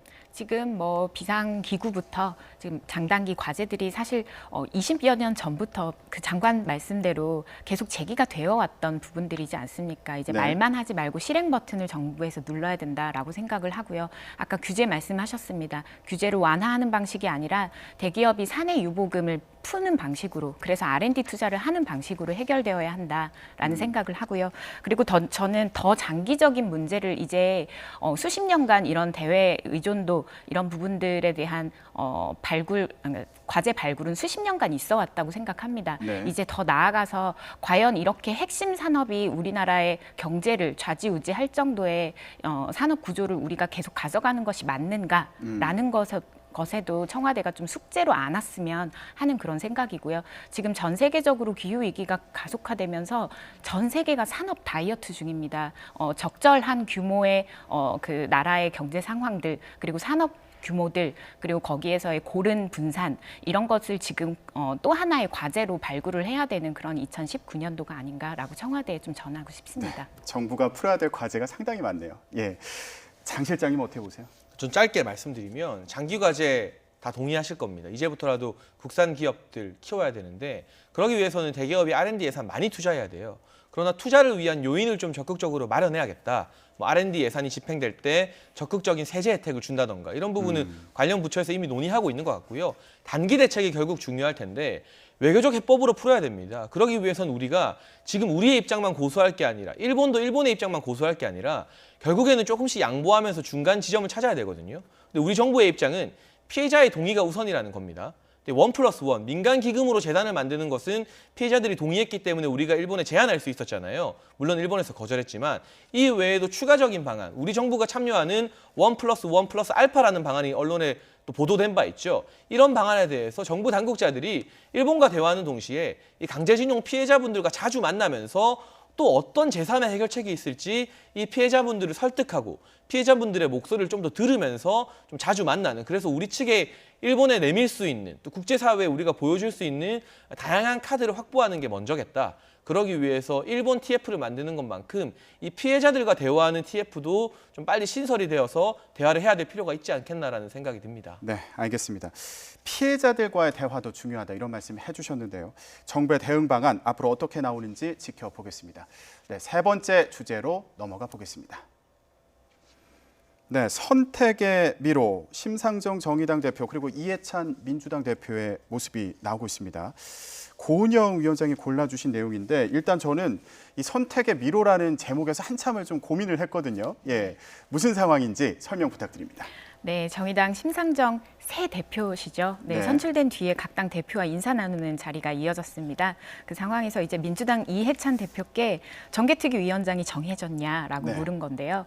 사실 지난달에 자유한국당이 국회에 복귀하는 조건으로 사개특위 정개특위 위원장이 합의해서 교체하는 것이 좀 조건으로 해서 좀 들어오게 됐었는데 사실상 정개특위 위원장이었던 심상정 대표 당사자에게는 어떤 그 통보의 형태로 사실상 해고의 형태로 이것들이 좀 정리가 됐었는데요. 네. 이건 매우 안 좋은 배신의 정치의 하나의 선례였죠. 네, 그래서 배신당한 당사자가 돌아와서 배신한 당사자에게 그래서 일은 제대로 되고 있는가라고 묻는 그런 상징적인 장면이었다라고도 생각이 듭니다. 동시에 심상정 대표께서 국민들을 대신해서 그렇게 배신의 정치를 통해서 합의된 지금의 국회가 과연 추경은 통과시켰는지, 입법은 얼마나 통과가 됐는지, 일들은 제대로 하고 있는지라고 묻는 그런 장면이었다고도 생각합니다. 그런데 민주당에서도 또 정개특위 위원장을 맡은 걸 두고 이것도 이제 의미가 있다. 앞으로 각오를 갖고 이제 이 위원장직에 임할 거다, 이런 얘기도 있거든요. 사실 민주당 내부에서는 사개특위 맡고 싶은 여론이 상당히 컸습니다. 공수처법이라던가 검경수사권 조정이 문재인 정부의 수건 아니겠습니까? 그러한 수건을 다루는 사개특위 위원장 자리를 한국당에 내주는 것에 대한 반발 기류가 왜 없었겠어요. 그러나 저는 사실 정상적인 교섭단체 간 협의로 이루어진 특위위원장 교체에 정의당이 지나치게 반발하면서 거기에 민주당이 좀 끌려간 것 아닌가. 사실 총선도 1년 남짓 남았는데 더불어민주당 집권 여당입니다. 언제까지 정의당과 같은 군소야당에 이렇게 끌려갈 것인지, 그런 부분 민주당 당원들이 답답함을 느끼는 분들도 여론에 상당히 있었습니다. 그 부분에서 고육지책이지만 아쉽겠다라는 평이 조금 나올 것 같고요. 정개특위 위원장 홍영표 전 원내대표가 됐는데 홍영표 의원 같은 경우는 패스트트랙 국면을 이끌었던 당사자죠. 그래서 정의당에서는 환영하고 있지만 한국당 입장에서는 방금 전까지 극한의 대립을 했던 당사자가 위원장이 된 셈입니다. 정개특위에서 진정성 있는 합의를 바란다면 저는 적절한 인사는 아니었던 것 같다는 평을 생각해서 지우기 어렵습니다. 네, 일단 아까 사진을 보면서 뭐 그런 평들이 있었습니다. 심상정 이제 신임 대표 같은 경우에 심기가 참 불편해 보인다, 이런 평도 있었는데 일단은 홍영표 전 원내대표가 정개특위 위원장을 민주당에서 맡게 됐는데 이게 결국에 패스트트랙 안건으로 지정된 선거제 개편안을 잘 처리하겠다는 그런 각오를 보여주는 거다, 이런 평가도 있거든요. 이 부분은 어떻게 보십니까? 한편으로는 그 말이 맞고, 말씀하신 대로 자유한국당의 입장, 그러니까 협상의 대상자의 입장에서는 좀 불편한 측면이 있죠. 그리고 민주당이 이렇게 정의당을 배신한 그 장면들을 모든 국회, 모든 국민들이 봐왔지 않습니까? 어떻게 신뢰를 할 수 있을 것인가라는 생각도 사실 드는데, 이런 저의 인상평가와 국회의 작동 방식은 달라야 한다라고 생각을 하고 있습니다. 또 이제 사실 저는 패스트트랙 과정에서 이제 동물국회의 죗값을 치러야 할 시간들이 계속 다가오고 있지 않습니까? 저는 계속 그 홍영표 대표께서 협상에 무게감을 두고 이제 정개특위에 임하겠다라는 이런 인터뷰들을 지금 계속 하고 계시는데요. 협상의 카드를 꺼낼 때인가, 협상이 아니라 지금 좀 더 강한 지금 정의당과 손잡고 평화당과 손잡고 좀 더 강한 메시지, 강한 부분의 내부 투쟁을 통해서 선거제 개혁을 좀 진행을 해야 되는 것이 아닌가, 이런 생각을 합니다. 네, 알겠습니다. 선거제 개편안 그리고 패스트트랙 안건으로 지정된 다른 법안들과 관련해서도 앞으로 국회에서 논의가 계속 진행될 텐데요. 자, 사개특위와 그리고 정개특위 위원장이 바뀌었습니다. 앞으로 어떤 논의가 진행될지 계속 지켜보도록 하겠습니다. 다음 주제로 넘어가 보겠습니다. 다음 주제, 보겠습니다. 어떤 이의 귀환이라는 제목입니다. 망언 논란으로 당원권 정지 징계를 받았던 김순예 의원이 최고위원으로 복귀한 걸 두고 논란이 됐습니다. 네, 이 주제 역시 고은영 위원장이 골라주셨는데, 자, 김 의원의 복귀 어떻게 보셨나요? 당권 정지 기간이 끝나고 이제 복귀를 하신 건데요. 복권이 되신 건데 그 전에 맡았던 당직인 최고위원직 그대로 맡으셨습니다. 법적 근거가 없다는 이유인데요. 사실 내부의 상벌 규정이 명확하지 않았던 것이 아닌가라는 생각도 하고 그리고 지금 국회 윤리위라든지 국회 내에 자정 기능이 전혀 없고 오히려 지난달 행정부 청와대를 통해서 국회의원 국민소환제 해야 된다라고 행정부를 통한 견제를 받았던 자존심이 상하는 상황까지 연출이 된 이런 상황입니다. 그럼에도 이렇게 좀 제대로 마무리되지 않은 국면들이 계속 이어지고 있는데요. 여기에 대해서 국민들이 과연 동의하실까라는 생각이고 마지막으로 황교안 대표께서는 법조인 출신 아니십니까? 이렇게 관례, 판례 이런 사례가 생긴다는 것이 얼마나 안 좋은 것을 남기는가 분명히 알고 계실 텐데도 이런 결정들을 하게 된 데에 유감을 표합니다. 어떤 입장이신가요? 제가 한국당 관계자들 이야기를 들어보니까 내부적으로는 김순례 의원 최고위원 복귀 안 된다는 여론이 훨씬 더 높았다고 하더라고요. 그래요? 그런데 당원 당규에 이 징계로 인해서 최고위원직을 박탈할 만한 근거가 없었다고 합니다.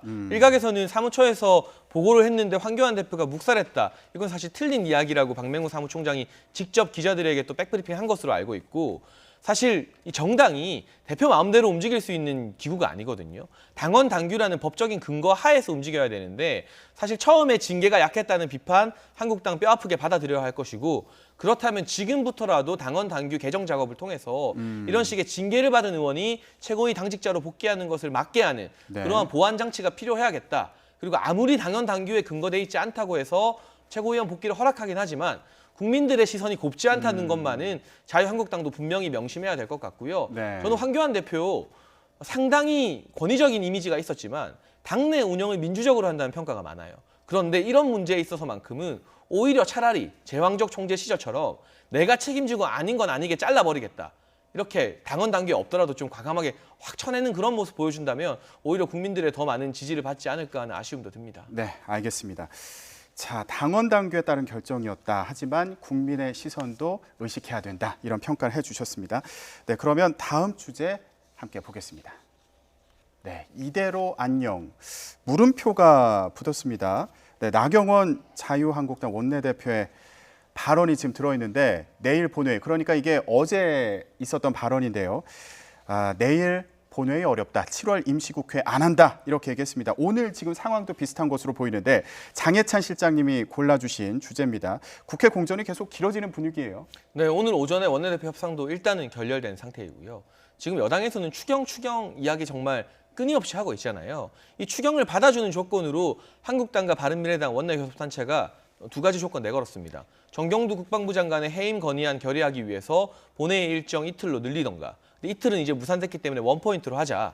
또는 이 목선 사태에 대한 국정조사를 받아라. 두 가지 다 받아라는 게 아니라 둘 중에 하나만 받아줘도 추경 예산 심사 바로 하겠다는 겁니다. 그런데 그렇게 추경이 중요한데 이렇게 나라 경제가 어려워지고 내년도 특히 올해 경제 성장 전망률 수치가 2% 초반으로 다 하락하고 있는데 한은에서도 발표했고요. 이 상황에서 국정조사 떳떳하다면 왜 못 받는 건지, 그리고 정경두 국방부 장관 해임 건의안 결의해도요. 과반 안 넘으면 무산되고 과반 넘어도 대통령이 거부하면 끝입니다. 그거 결의된다고 당장 해임을 할 수 있는 게 아닙니다. 그런데 왜 그 두 가지 중에 하나도 못 받겠다면서 그토록 시급하다는 추경 처리하자는 국회를 안 열겠다는 것인지, 저는 이 협상을 안 하겠다는 더불어민주당의 입장이 이해가 안 돼서요. 사실 이인영 원내대표께 한번 질문을 하고 싶은 심정입니다. 네. 근데 사실 지금 빈손국회 되는 거 아니냐 이런 전망들이 나오고 있는데 여야 모두에게 부담이 되는 상황이지 않을까 싶습니다. 지금 상황 어떻게 보고 계신가요? 전 약간 제주의 이야기를 하고 싶습니다. 정경두 장관께서 공군 참모총장 시절에 제주에 방문해 몇 년 전입니다. 제주에 방문해서 제주의 제2공항에 공군기지를 짓겠다. 라고 이야기를 했습니다.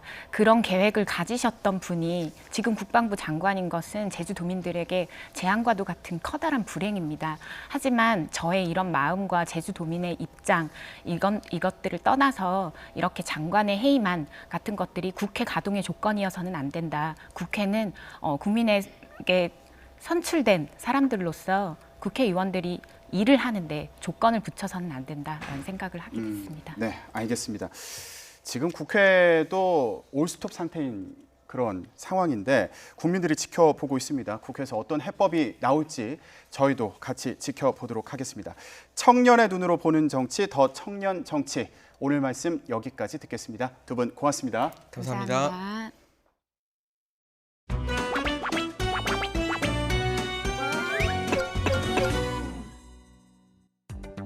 일본이 가지고 있는 화이트리스트가 이제 거기에서 우리가 배제가 되면은 새로운 규제 대상이 한 1,100가지 정도가 된다고 합니다. 학계하고 이런 연구소하고 정부하고 긴밀하게 민관 정협력체를 만들어서 대응을 해나가도록 하겠다고 어제 합의를 했습니다. 실제로 어차피 그동안에 일본에 의존만 해왔기 때문에 이제는 건너야 할 강이라고 생각을 하고 있습니다. 실제로 어차피 그동안에 일본에 의존만 해왔기 때문에 이제는 건너야 할 강이라고 생각을 하고 있습니다. 청와대 민정수석에게서는 죽창가라는 단어가 나오고 야당을 향해 토착 왜구라는 단어를 씁니다. 정부를 비판하면 친일 매국으로 몰아붙이고 있습니다. 유치한 이분법으로 편가르기 놀이나 하고 있습니다. 청와대가 위기 극복 컨트롤 타워가 아니라 총선 컨트롤 타워 아닌가 하는 그런 의심마저 듭니다. 청와대가 위기 극복 컨트롤 타워가 아니라 총선 컨트롤 타워 아닌가 하는 그런 의심마저 듭니다.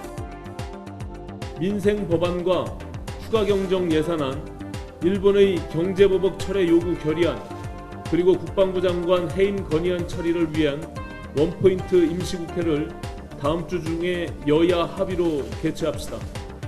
일본의 경제 보복에 맞서 일치 단결된 모습을 보여야 할 이 위중한 시기에 문제 해결의 주체여야 할 국회가 아무런 결과물도 내놓지 못하고 갈등과 분열만을 지속한다면 일본이 우리나라를 어떻게 생각하겠습니까? 국회가 아무런 결과물도 내놓지 못하고 갈등과 분열만을 지속한다면 일본이 우리나라를 어떻게 생각하겠습니까?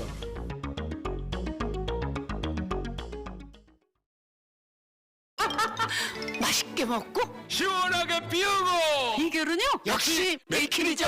변비, 복부 백만, 식욕 부진 한 번에 싹 메이킨. 시원하게 변비 끝. 유쾌 상쾌 통쾌 변비 메이킨. 엄마, 얼음. 냄새. 넌 아직 아무 얼음이나 먹니? 사종 안심 기술로 만드는 청옥 살균 얼음. 이제 살균 얼음 정수기 있고 없고가 엄마의 능력. 너 1등 먹자. 난 2등.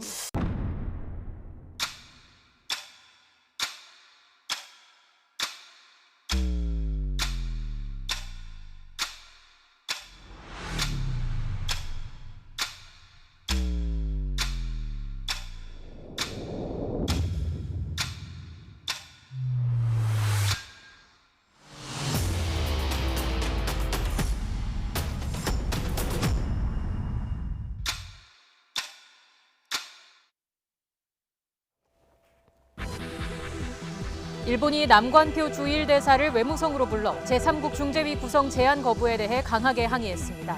고노 일본 외상은 담화를 통해 한국을 상대로 필요한 조치를 취하겠다고 밝혔습니다. 정부도 즉각 대응에 나섰습니다. 외교부는 일본 정부의 조치에 따라 시나리오별 대책을 마련하기로 했습니다. 산업부는 일본 수출 통제는 전 세계 소비자에게 부정적 영향을 끼친다며 재차 국장급 협의를 요구했습니다. 6월 임시국회 마지막 날인 오늘도 여야는 북한 목선 국정조사, 국방부 장관 해임 건의안 등을 놓고 대치 정국을 이어가고 있습니다. 추경안 6월 처리는 사실상 힘들게 됐습니다. 4조 5천억 원대의 분식회계와 증거인멸을 주도한 혐의 등으로 삼성바이오 김태한 대표에 대해 영장심사 절차가 진행되고 있습니다. 김 대표의 영장 발부 여부는 오늘 밤 결정될 것으로 보입니다. 마약 투약 혐의로 구속된 남양유업 창업주의 외손녀 황하나 씨에 대해 법원이 징역 1년에 집행유예 2년을 선고했습니다. 황 씨가 다른 범죄 전력이 없고 범행을 반성하는 점이 고려됐습니다. 5호 태풍 다나스가 내일 정오쯤 전남 해남에 상륙한 뒤 영남 내륙을 거쳐 저녁 7시쯤 포항으로 빠져나갈 것으로 보입니다. 지역에 따라 최고 700mm 이상의 폭우가 내릴 것으로 보입니다. 북한 목선 사건 국정조사와 정경두 국방부 장관 해임 건의안 표결 문제를 두고 충돌한 여야 원내대표들이 잇따라 만났지만 끝내 합의가 불발됐습니다. 추경안과 법안 처리를 위한 본회의가 열리지 못하면서 6월 임시국회가 빈손으로 끝날 가능성이 커지고 있습니다. 국회 연결합니다. 최민기 기자. 네, 국회입니다. 네, 오늘 6월 국회 마지막 날인데 이대로 끝나는 건가요? 네, 그럴 가능성이 커지고 있습니다. 6월 국회 회기 마지막 날인데 이 빈손 국회로 끝날 가능성이 계속해서 커지고 있습니다. 이 북한 어선 사건 국정조사와 이 정경두 국방부 장관 해임 건의안 문제로 이 기싸움을 벌인 여야 3당 원내대표들이 오늘 오전과 오후 두 차례 만났지만 이 끝내 의사일정 합의는 보지 못했습니다. 더불어민주당 이인영 원내대표는 국정조사와 장관 해임 건의안은 절대 수용할 수 없다면서 이 추경 발목 잡기는 이제 그만하라는 입장을 밝혔습니다. 다만 이 원내대표는 협상은 계속 이어갈 뜻임을 내비쳤습니다. 합의가 안 된 거죠. 가야 돼서 오늘은 양해를 부탁합니다. 네, 다시 또 만나요. 이 반면 한국당 나경원 원내대표는 추경안 처리 조건으로 오늘 중으로 국정조사를 수용하든지 그렇지 않으면 다음 주 두 차례 국회 본회의를 열어 정경두 국방부 장관에 대한 해임 건의안 표결을 해야 한다고 강하게 요구했습니다. 다음 주에 투포인트 국회를 열어서 하루는 해임안을 보고하고 하루는 해임안 표결과 그리고 기타 법안들을 통과하는 것을 제안했습니다. 이 바른미래당 오신환 원내대표도 적어도 민주당의 해임 건의안이라도 받아야 한다며 이 양측 입장이 평행선을 달리는데 답답함을 토로했습니다. 그럼 민주당이 원하는 대로만 가는 것은 이게 양쪽 입장이 있으니까 일부 양보하고 가야 되는 거라고 판단하는데 그게 좁혀지지가 않는 거죠. 이 여야 3당 원내대표들은 국회의장 주재로 또다시 만났지만 결국 또 접점 찾기에는 실패했습니다. 이 오후 추가 협상 가능성이 있지만 현재로는 정부가 제출한 추경안은 물론 각종 법안 처리가 불발될 것으로 보입니다. 이 같은 여야의 극한 대립으로 7월 국회 개회도 불투명한 상황입니다. 이 민주당과 한국당은 각각 오후 2시부터 의원총회를 열어 의견을 모으고 있지만 전국 경색을 풀어낼 해법 마련이 쉽지만은 않을 것으로 보입니다. 지금까지 국회에서 YTN 최민기입니다. 마약 투약 혐의로 구속 기소된 남양유업 창업주의 외손녀 황하나 씨가 1심에서 집행유예를 선고받았습니다. 황 씨가 반성하고 있고 다른 범죄 전력이 없다는 점이 고려됐습니다. 3개월여 만에 구치소에서 풀려난 황 씨, 무슨 말을 남겼을까요? 취재기자 연결해서 자세히 알아보겠습니다. 부장원 기자. 네, 사회부입니다. 네, 황하나 씨가 조금 전에 구치소에서 풀려났는데 특별한 입장 표명이 있었습니까? 네, 마약 구매와 투약 혐의로 기소된 황하나 씨의 1심 선고가 오늘 오전 내려졌습니다. 수원지방법원은 황 씨에게 징역 1년에 집행유예 2년을 선고했습니다. 이와 함께 보호관찰과 40시간의 약물치료 강의 수강을 명령하고 추징금 220여만 원도 함께 선고했습니다. 재판부는 황 씨가 단순히 투약을 목적으로 필로폰 등을 사들인 점, 그리고 또 반성하고 있는 점을 고려했다고 밝혔습니다. 다른 범죄 전력이 없는 점도 참작했다고 덧붙였습니다. 다만 치료 강의를 성실하게 받지 않으면 다시 징역을 살아야 하고 집행유예 기간이 지나 다시 마약 범죄를 저지르면 실형이 선고될 것이라고 경고했습니다. 형집행이 유예되면서 황 씨는 3개월여 만에 수원 구치소에서 풀려났습니다. 취재진 앞에 선 황 씨는 짤막하게 소감을 밝혔는데요. 함께 들어보겠습니다. 그동안 저 때문에 고생 많으신 분들께 감사 인사 전하고 싶고요. 다시는 잘못 저지르지 않고 선행하며 살겠습니다. 죄송합니다. 황 씨는 지난 2015년 3차례 필로폰을 투약하고 향정신성 의약품을 처방 없이 사용한 혐의로 기소됐습니다. 또 올해 초 옛 연인인 박유천 씨와 필로폰을 구매해 수차례 투약한 혐의도 받았습니다. 함께 재판에 넘겨졌던 박 씨도 지난 2일 1심에서 징역 10개월에 집행유예 2년을 선고받고 풀려났습니다. 박 씨의 경우 검찰과 피고인 모두 항소를 포기하면서 1심 판결이 확정됐는데 마찬가지로 황 씨도 항소하지 않겠다고 밝히면서 이번 판결이 그대로 확정될 가능성이 높은 상황입니다. 지금까지 사회부에서 YTN 부장원입니다. 4조 5천억 원대 분식회계를 주도한 혐의를 받는 김태한 삼성 바이오로직스 대표이사가 두 번째 구속영장 심사에 출석했습니다. 오늘 오전 10시쯤 법원에 도착한 김 전 대표는 분식회계에 가담하거나 지시한 혐의를 인정하는지 묻는 취재진에게 아무런 답변 없이 법정으로 향했습니다. 서울중앙지방법원은 오늘 오전 10시 반부터 김 대표와 삼성바이오 김모 전무, 재경팀장 신모 상무의 구속영장 심사를 진행하고 있습니다. 김 대표 등은 지난 2015년 말 삼성바이오가 자회사 삼성바이오 에피스에 대해 회계 처리 기준을 바꿔 장부상 회사 가치를 4조 5천억 원가량 부풀리는 데 관여한 혐의를 받고 있습니다. 또 삼성바이오 상장 과정에서 우리 사주를 구매한 비용 가운데 상당 부분을 회사 돈으로 돌려받는 식으로 30억 원을 횡령한 혐의도 받고 있습니다. 검찰은 김태한 삼성바이오로직스 대표와 함께 회사 재무를 총괄해온 인물로 꼽히는 김모 전무에 대해서도 구속영장을 청구했는데요. 김 전무는 분식회계 혐의를 상당 부분 인정한 것으로 전해졌습니다. 삼성 임원이 분식회계 혐의를 인정했다는 사실이 알려진 건 이번이 처음입니다. 박기환 기자의 단독 보도입니다. 지난해 5월에 열린 삼성 바이오로직스의 긴급 기자회견. 회사의 주요 인사들이 나서 분식회계 혐의가 인정된다는 금융감독원의 특별 감리 결과를 정면으로 반박했습니다. 당시 기자회견에 참석했던 김모 전무는 지난 2014년부터 경영자원혁신센터장을 맡아 재무와 인사를 총괄한 인물로 꼽힙니다. 최근에는 분식회계 수사와 관련해 여러 차례 검찰 조사를 받았는데 이 과정에서 혐의를 사실상 인정한 것으로 전해졌습니다. 김 전무는 삼성 바이오로직스의 자회사 바이오에피스의 가치를 재평가하던 지난 2014년도와 2015년도 위법한 회계 처리가 있었다고 인정한 것으로 알려졌습니다. 또 이후 2016년과 2017년에는 회계법인에 아예 조작된 자료를 건네는 수법으로 재무제표가 조작됐다는 내용 역시 자백한 것으로 전해졌습니다. 당시 바이오에피스 콜옵션 평가를 맡은 한영회계법인에 최종 보고서를 삼성이 원하는 수치에 맞춰줄 것을 요구했고 이를 위해 삼성 바이오로직스가 바이오에피스의 사업 계획서를 직접 조작해 한영 측에 건넸다는 겁니다. 보고서 작성에 관여한 한영회계법인 관계자들 역시 삼성 측의 요구에 따라 수치를 맞춰 나갔고 조작한 사업 계획서를 보고서에 반영한 것도 삼성 측과 협의한 결과라고 털어놓은 것으로 알려졌습니다. 검찰은 이렇게 조작된 한영회계법인의 보고서가 삼성 바이오로직스의 재무제표에 반영되는 등 통합 삼성물산 출범 이후에도 분식회계가 계속 이루어진 것으로 보고 수사를 확대하고 있습니다. YTN 박기환입니다. 징용 배상 판결과 관련해 중재위원회를 설치하자는 일본의 요청에 우리 정부가 응하지 않자 일본 외무상이 주일 한국 대사를 외무성으로 불러 항의했습니다. 그런데 이 과정에서 일본 외무상이 우리 대사에게 좀처럼 보기 힘든 무례를 범해 논란이 되고 있습니다. 국제부 연결하겠습니다. 김영수 기자. 네, 국제부입니다. 네, 일본 외무상과 주일 한국 대사가 만난 자리에서 무슨 일이 있었던 거죠? 네, 먼저 오늘 아침 고노다로 일본 외무상이 남관표 주일 대사를 외무성으로 불렀는데요.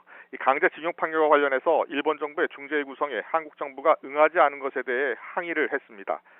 먼저 취재진 앞에서 양측이 각각 1분 남짓 간단한 발언이 있었는데요. 고노 외무상이 먼저 이 자리에서 한국 정부가 중재위 요청에 응하지 않은 것은 매우 유감이라고 말했습니다. 그러면서 한국이 현재 하고 있는 것은 제2차 세계대전 이후 국제 질서를 근본부터 뒤집는 것이라고 주장했는데요. 또 한국에 의해 국제법 위반 상태가 되어 있는데 한국 정부가 빨리 나서 고치길 바란다고 촉구했습니다. 이에 대해서 남 대사가 우선 일본의 입장을 한국 정부에 잘 전달하겠다고 말했고 이어 최근 일본 정부의 수출 규제 조치에 대해 우려를 표했습니다. 그리고 지난달 우리 정부가 이미 제안한 대로 배상 판결이 확정된 일본 기업과 관련해서 우리 기업과 함께 기금을 마련해 징용 피해자들에게 지급하는 방안에 대해 한일 정부가 진지하게 논의하자고 말했습니다. 그런데 이때 갑자기 고노 장관이 말을 자르고 끼어들었습니다. 한국 제의를 전혀 받아들일 수 없고 이미 그런 뜻을 한국 정부에 전했는데 이걸 마치 모른 척하면서 또 말을 꺼내는 것은 무례한 일이다라고 주장했습니다. 고노 외무상이 오늘도 일본 정부의 공식 입장을 사실 앵무새처럼 반복해 놓고서 우리 남대사가 한국 정부의 입장을 다시 한번 설명한 것에 대해 이 같은 반응을 보인 것은 이 결례를 넘어서 무례라는 평가가 나오고 있습니다.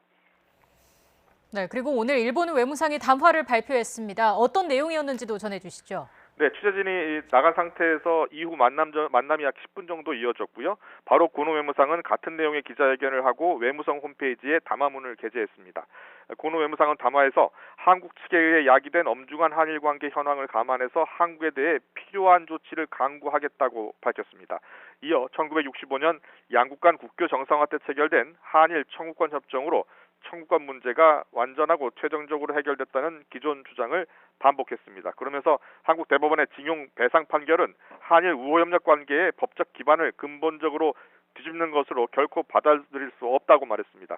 특히 징용 배상 문제를 논의할 중재위를 설치하지 못한 것은 매우 유감이라면서 한국 정부에 이를 위한 구체적인 조치를 다시 강구하도록 강력히 요구할 것이라고 밝혔습니다.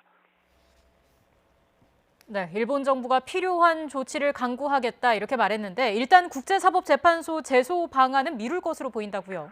네, 그럴 것 같습니다. 향후 대항 방안으로 국제사법재판소 제소가 유력했는데요. 일단 일본 현지 언론들은 일본 정부가 국제사법재판소 제소를 당분간 뒤로 미룰 것으로 보고 있습니다. 제소를 해도 역시 우리 정부가 응하지 않으면 국제재판이 열릴 수가 없어 당장 실익이 없기 때문입니다. 다만 징용 배상 문제에 대한 직접적이고 구체적인 일본 정부의 보복 조치는 현재 압류된 일본 제철의 국내 자산이 매각되는 시점에 이루어질 것으로 전망됩니다. 실제로 고노 외무상은 최근 기자회견에서 일본 기업에 실제로 피해가 생기게 되면 필요한 조치를 하지 않을 수 없다고 말한 바 있습니다. 일단 일본 정부는 우리 정부의 제3국에 의한 중재위 구성을 제안을 했고 우리 정부는 거부한 상황입니다. 그럼에도 불구하고 일본 정부가 담화를 통해서 계속 주장하고 있는 것은 국제사회에 한국이 협상에 응하지 않는다는 점을 부각해서 추가 보복 조치를 정당화하기 위한 명분 축적으로 분석이 되고 있습니다. 지금까지 국제부에서 전해드렸습니다. 정부는 일본 정부의 일방적이고 자의적인 주장에 동의할 수 없고 그와 관련된 요구에 구속될 필요도 없다는 입장을 밝혔습니다. 그러면서 일본 정부가 보복적 성격의 수출 규제 등 일방적 압박을 거두고 외교적 해결의 장으로 돌아오라고 촉구했습니다. 취재기자 연결합니다. 한현희 기자. 네, 외교부입니다. 네, 정부의 입장 전해주시죠. 네, 정부는 우리 대법원의 강제징용 판결과 우리가 중재 절차에 불응한 것을 국제법 위반이라 했던 일본 측 주장을 정면으로 반박했습니다. 일본 정부의 주장에 대해 일방적이고 자의적이라고 표현한 뒤 동의할 수 없다는 입장을 분명히 했습니다. 따라서 이와 관련된 요구에 구속될 필요도 없다고 밝혔습니다. 특히 문제의 진정한 해결을 위해서는 일본이 불행한 역사를 직시하면서 피해자의 고통과 상처를 치유하기 위한 노력을 기울일 필요가 있다고 강조했습니다. 또 우리가 지난달 제안한 한일 기업기금으로 피해자 위자료를 지급한다는 이른바 1+1 방안을 다시 한번 언급하며 대화를 제안했습니다. 이미 제시한 대법원 판결 이행 문제의 원만한 해결 방안을 포함해서 양국 국민과 피해자들의 공감을 얻을 수 있는 합리적인 방안을 일본 측과 함께 논의해 나갈 수 있다는 입장이라고 강조했는데요. 그러면서 보복적 성격의 수출 규제 등 일방적인 압박을 거두고 외교적 해결의 장으로 돌아오라고 촉구했습니다. 이와 더불어 외교부는 고노 외무상이 남관표 주일 한국대사를 불러서 결례를 범한 것과 관련해 유감을 표명하거나 상응하는 조치를 하는 방안도 고려하고 있는 것으로 전해졌습니다. 이런 가운데 한미 당국은 다음 주 일본을 방문할 예정인 존 볼턴 미국 백악관 국가안보회의 보좌관의 방한을 추진하고 있는 것으로 전해졌습니다. 볼턴 보좌관의 한일 연쇄 방문이 이루어진다면 현재 한일 갈등 상황과 관련될 가능성도 언급되고 있는데요. 미국이 이번 갈등 상황에 개입하겠다고 밝힌 만큼 어떤 움직임을 보일지 주목됩니다. 지금까지 외교부에서 YTN 한현입니다. 일본의 수출 규제가 장기화 조짐을 보이면서 국내 업체들이 탈일본화의 속도를 내고 있습니다. LG 디스플레이는 일본산 불화수소 대신 국내 제품을 사용하기로 한 것으로 알려졌고, 삼성전자는 국내 협력사에 일본산 소재를 최대한 확보하라고 공식 요청했습니다. 이하린 기자입니다. 일본의 3가지 수출 규제 품목 가운데 폴리이미드와 불화수소 등 2가지를 사용하는 LG 디스플레이. 폴리이미드는 중국산을 써왔지만 불화수소는 일본 스텔라사의 고순도 제품을 사용해 수출 규제의 영향권 내에 있습니다. 일본의 조치 이후 국내외 대체 가능 소재의 성능을 실험해온 LG 디스플레이는 최근 국산 불화수소를 사용하기로 결정한 것으로 알려졌습니다. 현재 국내 한 업체가 만든 고순도 불화수소에 대한 최종 실험을 진행하고 있고, 별다른 문제가 발견되지 않으면 곧바로 시험 생산에 들어갈 예정입니다. 삼성전자와 SK하이닉스도 국내 기업 제품을 포함해 중국과 타이완에서 생산한 불화수소를 테스트하고 있는 것으로 전해졌습니다. 삼성전자는 이와 함께 스마트폰과 가전사업 협력사에 긴급히 공문을 보내 일본산 소재와 부품 재고를 91분 이상 확보해달라고 요청했습니다. 가능한 이번 달 말까지, 늦어도 다음 달 15일까지로 시한을 정했습니다. 확보한 물량을 다 쓰지 못하면 책임지겠다는 조건까지 달았습니다. 최악의 경우 3개월 정도 지연될 수 있는 상황을 염두에 두고 모든 재고를 3개월 이상을 맞추라는 요청이 있었던 것 같고요. 중장기적으로 일본에 대한 의존도를 낮춰서 향후에 비슷한 상황이 발생했을 때에 큰 타격이 있지 않겠다라는. 일본 정부가 일방적으로 정한 제3국 중재위 구성에 대한 답변 시한이 지나면서 일본이 우리나라를 화이트리스트에서 제외하는 절차를 밟고 있는 상황. 수출 규제 대상도 현재 세계에서 최대 857개로 확대될 것으로 전망되면서 이에 대비한 우리 기업들의 탈일본 발걸음도 빨라지고 있습니다. YTN 이하린입니다.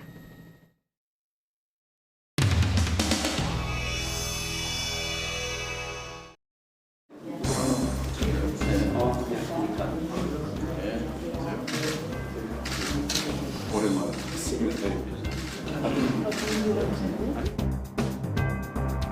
어제부터 여기에 오랜만에.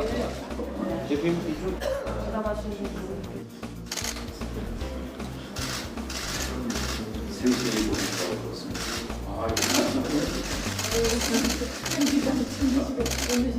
정전 협정이네. 정전 협정. 다음 주 토요일. 그 뱃속에 있다가 전쟁 끝났다는 얘기를 좀 나가야 되겠네. 10시에 사인했거든요. 12시에.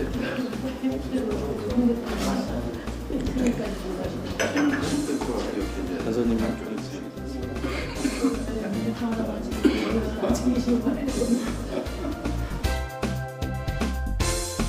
세 번째 대표를 축하드립니다.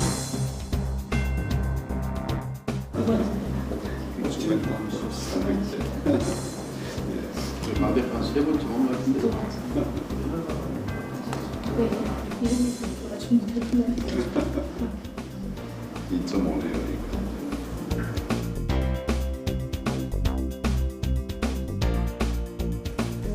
대통령께서는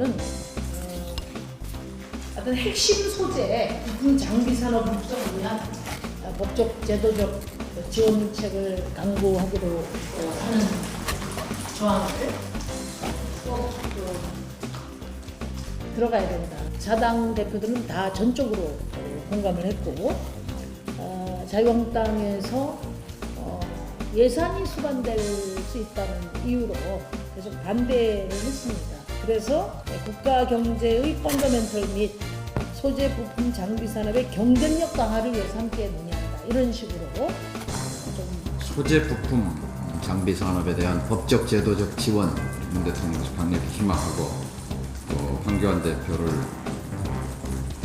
여러 다른 야당 대표들이 설득해서 간신히 포함된 조항이 핵심 소재 부품 장비 산업 육성을 위한 법적 제도적 지원 대책을 강구하기로 한다. 이 문구를 넣자고 했는데 지금 최종적으로 그 경쟁력 강화로 이렇게 된 겁니다.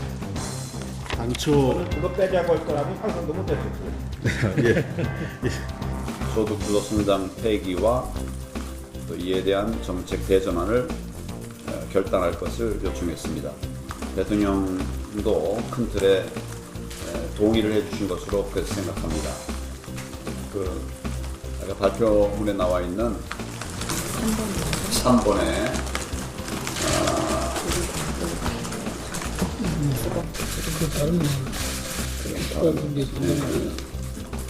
국가 경제의 펀더멘털 및 소재 부품 장비 산업의 경쟁력 강화를 위해 함께 노력한다라고 하는 공동 발표문이 있는데 이 부분이 그 부분입니다.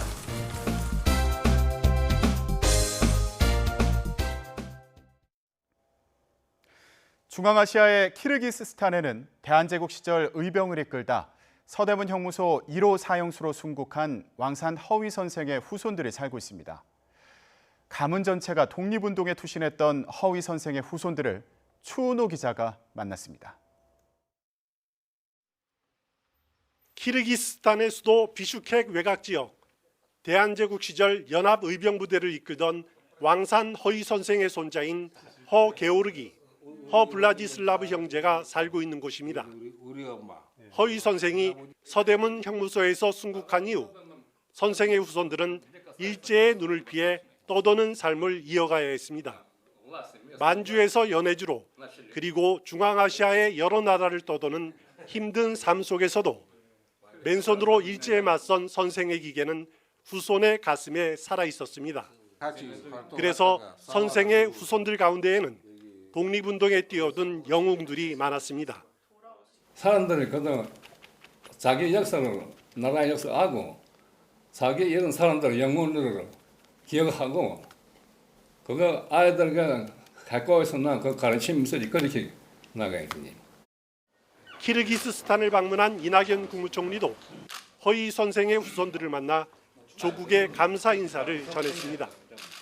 목숨을 희생해가면서까지 싸우셨던 분들의 후손은 멀리 떨어져서 사시고 조국은 지금 뭘 하고 있는가 하는 자책감을 많이 갖습니다. 독립운동가 가문의 유랑은 3대에 걸쳐 그리고 100년 동안 계속되고 있습니다. 독립유공자의 후손이라는 말뿐인 명예에서 더 나아가 합당한 예우로 이어지기를 기대합니다. 비슈케크에서 YTN 추은호입니다.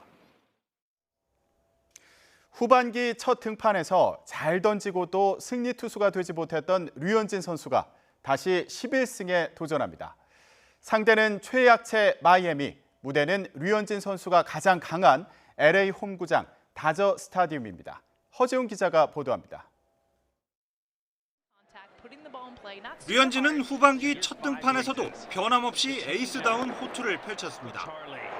수비의 도움을 받지 못하고 2점을 내줬지만 7회까지 추가 실점 없이 보스턴 타선을 완벽하게 막아냈습니다. 구원진의 난조로 승리 투수는 되지 못했지만 후반기 활약을 엿볼 수 있는 경기였습니다. 나흘을 쉬고 다시 나서는 11승 도전의 길은 훨씬 수월합니다. 상대는 내셔널리그 만년 꼴찌팀 마이애미입니다. 올 시즌도 3할대 승률에 머무르며 최하위를 면치 못하고 있고 팀 홈런과 장타율 모두 메이저리그 최하위입니다. 류현진은 지금까지 마이애미를 3번 만나 2승 1패, 평균 자책점 2.79로 강한 모습을 보였습니다. 올 시즌 7승 9패, 평균 자책점 0.85로 완벽에 가까운 투구를 펼쳐왔던 홈구장 다저 스타디움에서 경기가 열린다는 점도 호재입니다. 유독 류현진이 등판할 때마다 불안한 모습을 보여온 내야 수비만 안정된다면 어느 때보다 승리를 가져올 가능성은 큰 경기입니다. 평균 자책점 1.78, 메이저리그 전체 1위를 지키고 있는 류현진이 시즌 11승과 함께 사이 영상 레이스에 다시 불을 지필 수 있을지 기대됩니다. YTN 허재원입니다. 프로야구 전반기가 SK의 싱거운 선두 독주로 마감됐습니다. 반면 가을 야구 막차인 5위 싸움은 치열해서 후반기가 기대됩니다. 서봉국 기자입니다. 시즌 일정의 65% 이상을 소화하고 올스타 휴식기에 돌입한 현재 팀 순입니다. 1위 SK가 2위 키움을 무려 6게임 반차로 밀어내며 과거 왕조시대 재현을 위한 준비를 마쳤습니다. 비결은 홈런 군단의 명성에 걸맞는 장타력. 팀 타율은 4위지만 최정 롬에게 홈런왕 집안 싸움 덕에 홈런수 1위를 기록했습니다. 전반기 각각 11승과 13승을 올린 원투펀치 김광현, 산체스를 포함한 최강의 선발 로테이션과 구원 2위 하재훈이 버틴 불펜진도 든든하게 마운드를 지켰습니다. 2위로 시즌을 마쳤던 지난해와 달리 3강으로 꼽히던 키움 두산을 여유있게 따돌린 채 한국 시리즈 직행을 바라보고 있습니다. 지금 SK가 워낙 잘 나가고 있고 팬들 앞에서 좋은 피칭으로 좋은 이기는 경기 계속 보여드리도록 열심히 노력하겠습니다.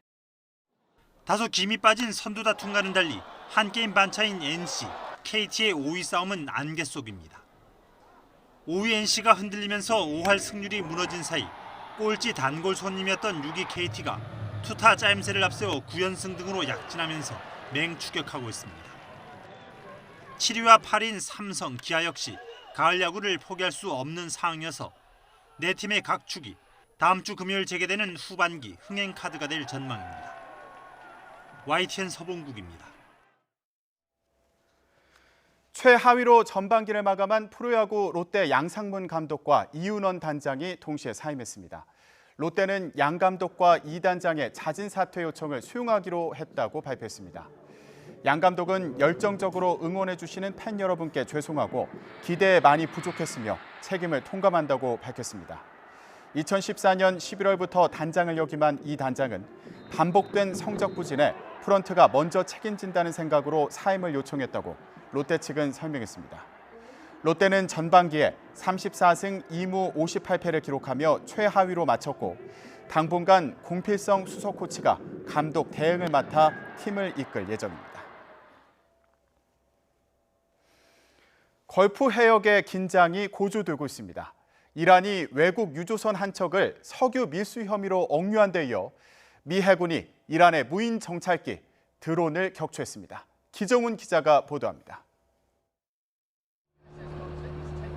미국 해군이 이란의 드론, 무인 정찰기를 격추했습니다. 걸프 해역 입구 호르무즈 해협에서입니다.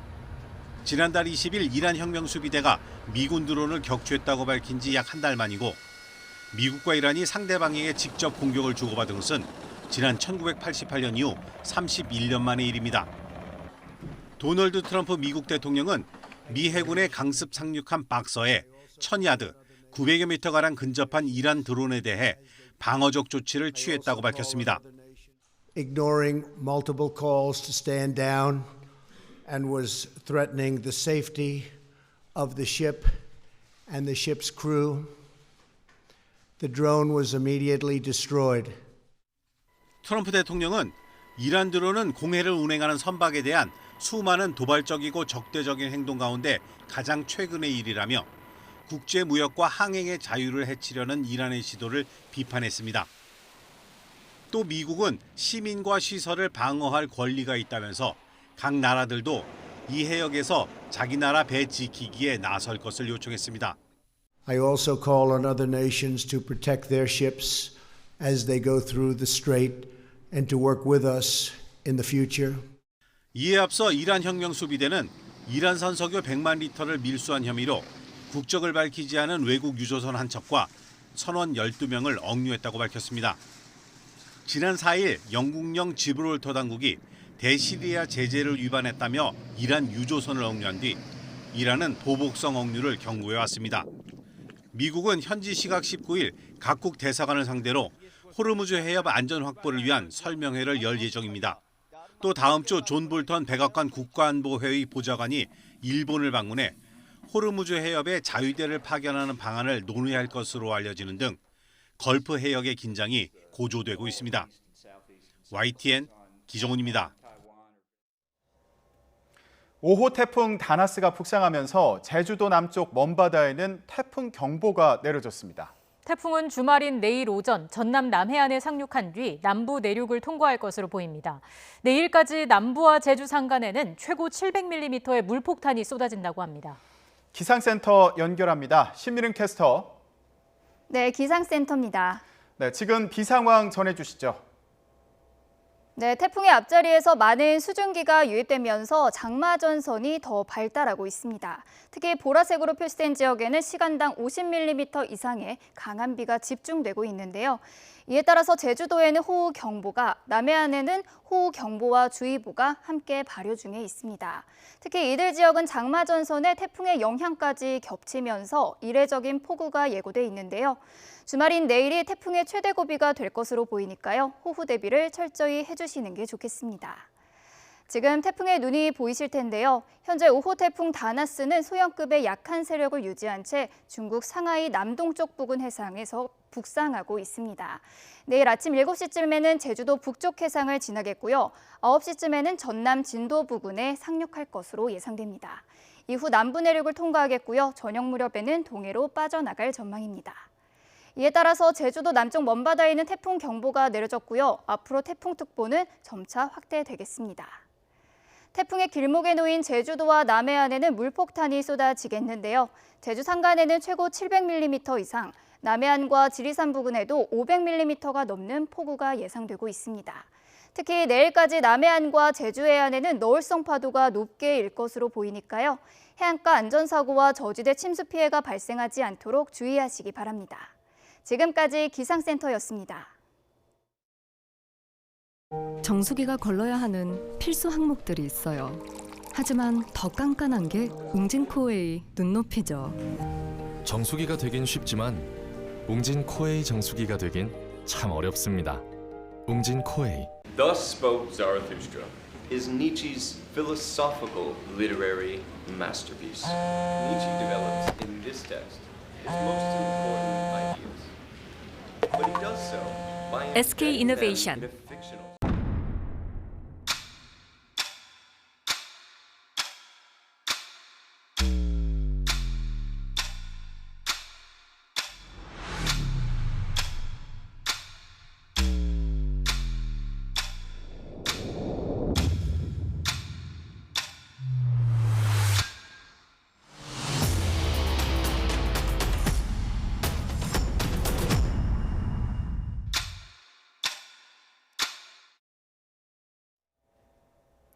트럼프 대통령의 인종차별 발언이 여전히 논란입니다.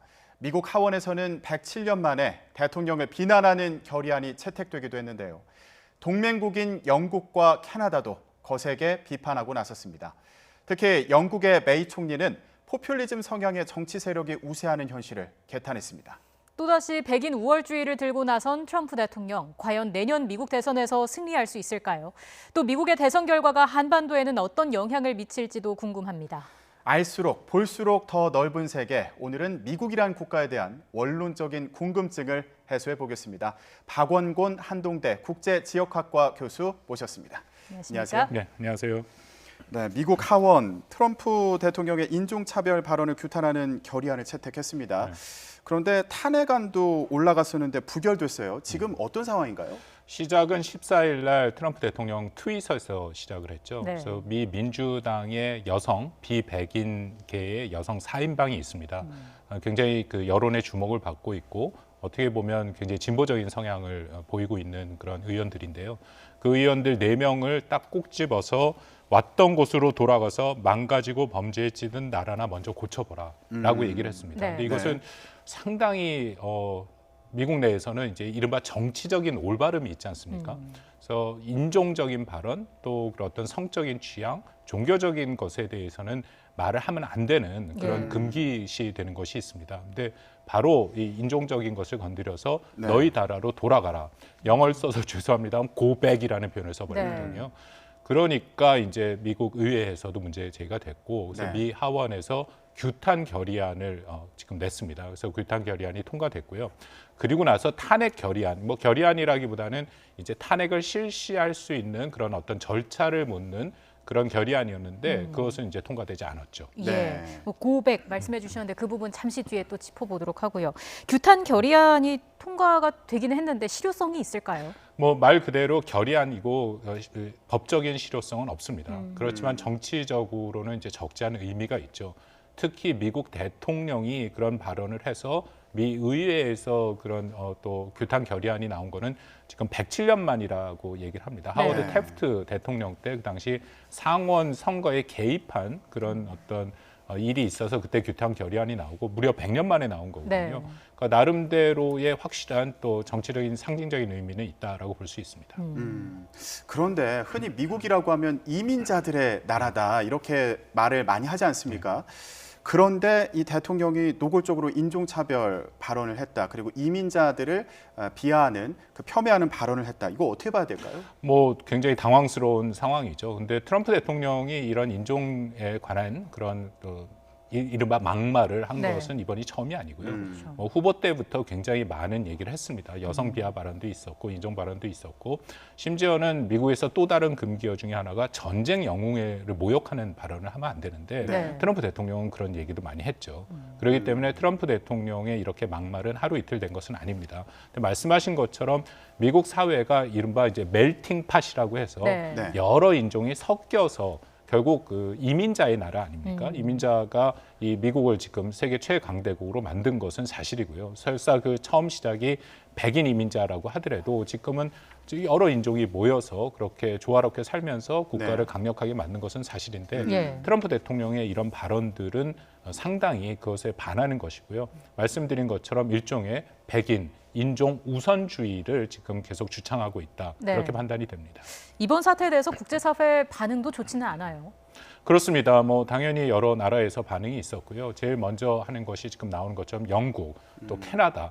어떻게 보면 영국과 캐나다는 같은 인종의 뿌리를 찾아보면 같지 않습니까? 네. 그렇기 때문에 미국의 가장 가까운 동맹국인데 이 두 나라의 정상이 지금 나온 것처럼 테리사 메이 총리 곧 물러납니다만 용납할 수 없는 일이다라고 얘기를 했고 트레드 총리도 굉장히 비판적인 얘기를 했습니다. 예. 더불어서 지금 영국이 총리 선출 과정에 있는데 지금 강력한 후보 중에 2명이 전 외무부 장관인 이제 보리스 존슨이죠. 그리고 현 외무장관인 헌터 같은 경우에 둘 다 트럼프 대통령의 이 발언에 대해서 문제시를 삼았습니다. 지금 트럼프 대통령의 발언을 둘러싸고 국제적인 논란까지 벌어지고 있는 상황으로 보이는데 그러면 정작 본인은 지금 어떤 입장을 갖고 있나요? 트럼프 대통령도 좀 주워 담으려고 하는 그런 모습은 보입니다. 그래서 트위터에 자신이 얘기한 것은 자신은 인종주의, 차별주의자가 아니다. 그 인종적인 발언이 아니다라고 얘기를 했고요. 지금 미국 언론에서 계속 문제 제기를 하고 더군다나 규탄 결의안까지 하원에서 통과됐으니까 네. 계속 그 문제에 대해서 문제 제기를 하니까 네. 트럼프 대통령이 일종의 지금 변명은 좀 하고 있습니다. 예를 들어서 유세에서 지금 새로 나오기 시작한 이 구호 중에 하나가 바로 이 고백이거든요. 네. 돌아가라. 네. 그런 구호가 나오는 거에 대해서 이제 기자가 질문을 했습니다. 도대체 그런 구호가 나오도록 두는 이유가 뭐냐 했더니 좀 딴청을 부리면서 그런 얘기가 나왔느냐. 그 기자가 다시 한번 분명히 나왔다. 예. 못 들었냐 했더니 뭐 다음번에는 뭐 안 나오게 할 수도 있지 하는 식으로 좀 말을 흐리고는 있는데요. 그러니까 그만큼 이것이 민감한 문제고 더군다나 미국 대통령이 해서는 안 되는 문제인데 예. 네. 그럼에도 트럼프 대통령의 이 반응을 보면 이전 미국 대통령 그리고 우리가 알고 있던 미국의 지도자와는 매우 다르죠. 앞으로 그럼 양극화가 좀 심화될까요? 어떻게 보세요? 뭐 저는 이 배경을 저희가 좀 볼 필요 있다 하는데 미국이 예. 이미 양극화가 상당히 심화가 됐습니다. 1980년대 이후부터 트럼프 대통령이 사실 대통령이 당선된 배경도 그 안에 있다라고 네. 보고요. 지금 미국은 1대 99로 나뉘어서 정말 뭐 슈퍼 리치라고 불리는 정말 잘 사는 사람 1%대 그렇지 않은 사람 99%. 그리고 더 큰 문제는 미국에서 중산층이 무너졌죠. 그래서 우리가 많이 알고 있는 이른바 미국의 꿈이 있지 않습니까? 네. 아메리칸 드림이라는 게 있는데 그거는 미국의 그냥 일반 노동자들이 열심히 일을 하면 교외에 좀 안정된 안전한 지역에 집을 갖고 가족을 부양하고 학생 자신의 자녀들을 대학에 보내고 그리고 의료 혜택을 받을 수 있고 어느 정도 노후를 위해서 돈을 모을 수 있는 거. 그것이 아주 기본적인 미국이 말하는 중산층의 삶인데 그게 무너졌습니다. 네. 2000년대 금융위기를 또 겪으면서 거의 무너져 있는 그런 상황이거든요.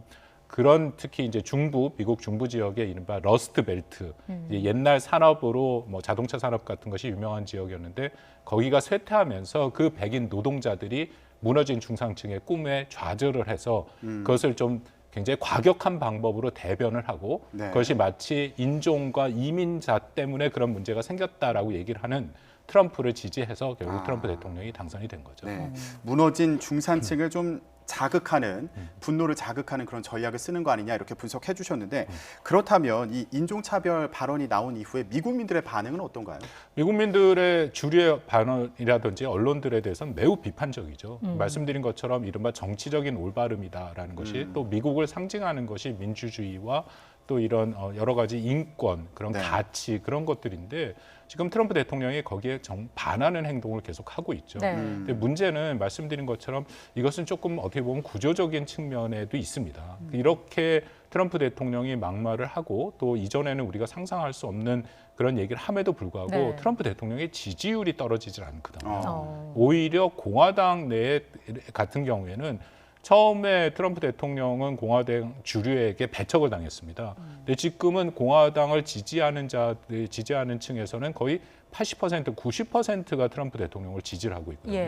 그러니까 공화당 내 주류조차도 이제 트럼프 대통령을 받아들일 수밖에 없는 그런 상황이고 아까 우리 잠깐 말씀을 나눴습니다만 규탄 결의안 같은 경우에도 보면 이게 공화당, 민주당 상관없이 이전 같았으면 공화당에 있는 대다수의 의원들도 규탄 결의안에 찬성을 했어야 되는데 네. 단 4명만 찬성을 했습니다. 그리고 그 정도의 수준이다라는 것은 우리가 알고 있는 미국과는 굉장히 다르죠. 예. 뭐 일각에서 이런 얘기도 있습니다. 이민자 배척 정서의 근원이 1600년대부터 있어 왔다.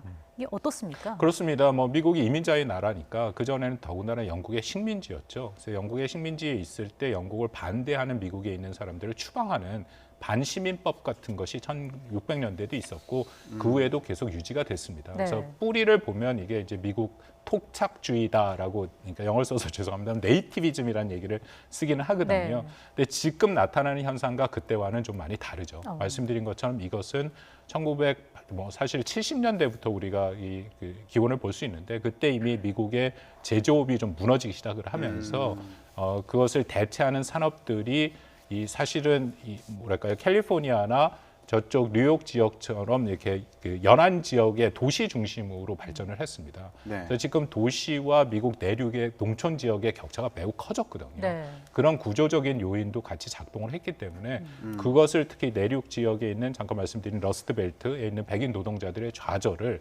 트럼프 대통령이 활용을 한 거죠. 굉장히 정치적인 전략이다 이런 분석으로 지금 생각이 드는데 그렇다면 대선을 앞두고 트럼프 대통령 앞으로는 어떤 전략을 펼칠까요? 뭐 트럼프 대통령은 계속 이 전략을 추진해 갑니다. 그러니까 세 가지로 딱 그 구호가 이미 뭐 많이들 얘기되고 있는데요. 그것은 미국 우선주의, 자국 우선주의라고 우리가 얘기를 하죠. 아메리카 네. 퍼스트라고 불리는 거. 그리고 지금 인종 우선주의가 있고 또 하나는 트럼프 우선주의가 있습니다. 그 세 가지를 우선해서 밀고 나가는 거죠. 저 뭐 지난번 선거에도 기억들 하시겠습니다만 그 공약 중에 굉장히 황당한 공약이 많이 있었습니다. 예를 들어서 멕시코 그 국경 지역에 장벽을 세우는데 그 장벽 비용을 멕시코 정부가 내야 된다. 그리고 이민자 중에 불법 이민자들을 전체를 다 추방하겠다.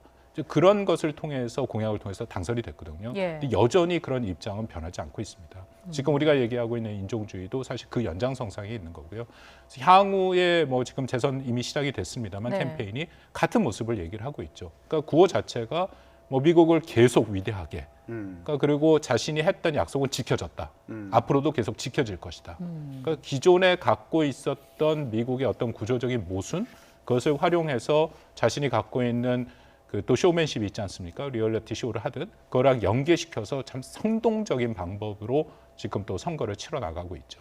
미국 대선에서 재선에서 승리할 수 있을지 이 부분도 궁금하고요. 또 트럼프의 재선 성공 여부가 우리에 미칠 영향은 뭐가 있을까요? 재선 성공 여부는 지금 좀 말씀드리기가 어려운 게 이게 지난 대선이랑 비슷합니다. 네. 그때도 트럼프 대통령이 이제 공화당 후보로 선출됐을 때 힐러리 후보에 비해서 거의 20% 지금 뒤처지고 시작을 했거든요. 네. 지금도 민주당의 대선 후보로 나온 모든 사람이랑 다 비교를 해도 다 뒤집니다. 예. 그러니까 예를 들어서 조 바이든 전 부통령 지금 민주당 대선 후보의 선두주자인데 거의 뭐 두 자리 20% 가까이 뒤지는 거로 나오거든요. 근데도 힐러리 클린턴 후보랑 했을 때 뒤집었습니다. 트럼프 대통령의 지지층은 이른바 차돌 지지층이죠. 트럼프 대통령이 막말을 하던 무슨 짓을 하던 어쨌든 최소 40% 이상은 나옵니다. 지금은 뭐 일부 보수 매체에서는 50%까지도 얘기를 하고 있고요. 그 강력한 지지층을 이끌고 간다면 좀 조심스럽습니다만 저는 재선의 가능성이 있다고 봅니다. 그렇다면 지금 한반도에 미칠 영향에 대해서 좀 더 얘기를 해봤으면 좋겠는데 대북 정책과 관련해서 속도 조절론을 내세웠습니다. 예, 이거 앞으로 어떻게 하겠다는 건가요? 뭐 트럼프 대통령이 이게 재선 전략이랑도 연계가 돼 있죠. 지금 지난 판문점 회동 이후에 실무회담을 하기로 했는데 지금 뭐 북한이 계속 묵묵부답이고 오히려 지금 비판하는 그런 입장으로 돌아서지 않았습니까? 거기에 대해서 트럼프 대통령이 얘기하는 것은 시간이 충분하다, 서두르지 않겠다 얘기를 하는데 지금 트럼프 대통령 입장에서는 재선의 전 과정 동안 북한이 최소한도 핵과 미사일 실험만 안 하면 된다라는 생각을 하고 있습니다. 더불어서 대화가 계속 진행이 되고 있으면 트럼프 대통령 입장에서는 북한을 관리하고 있다. 네. 그렇게 이미 유세에서 얘기를 하고 있거든요.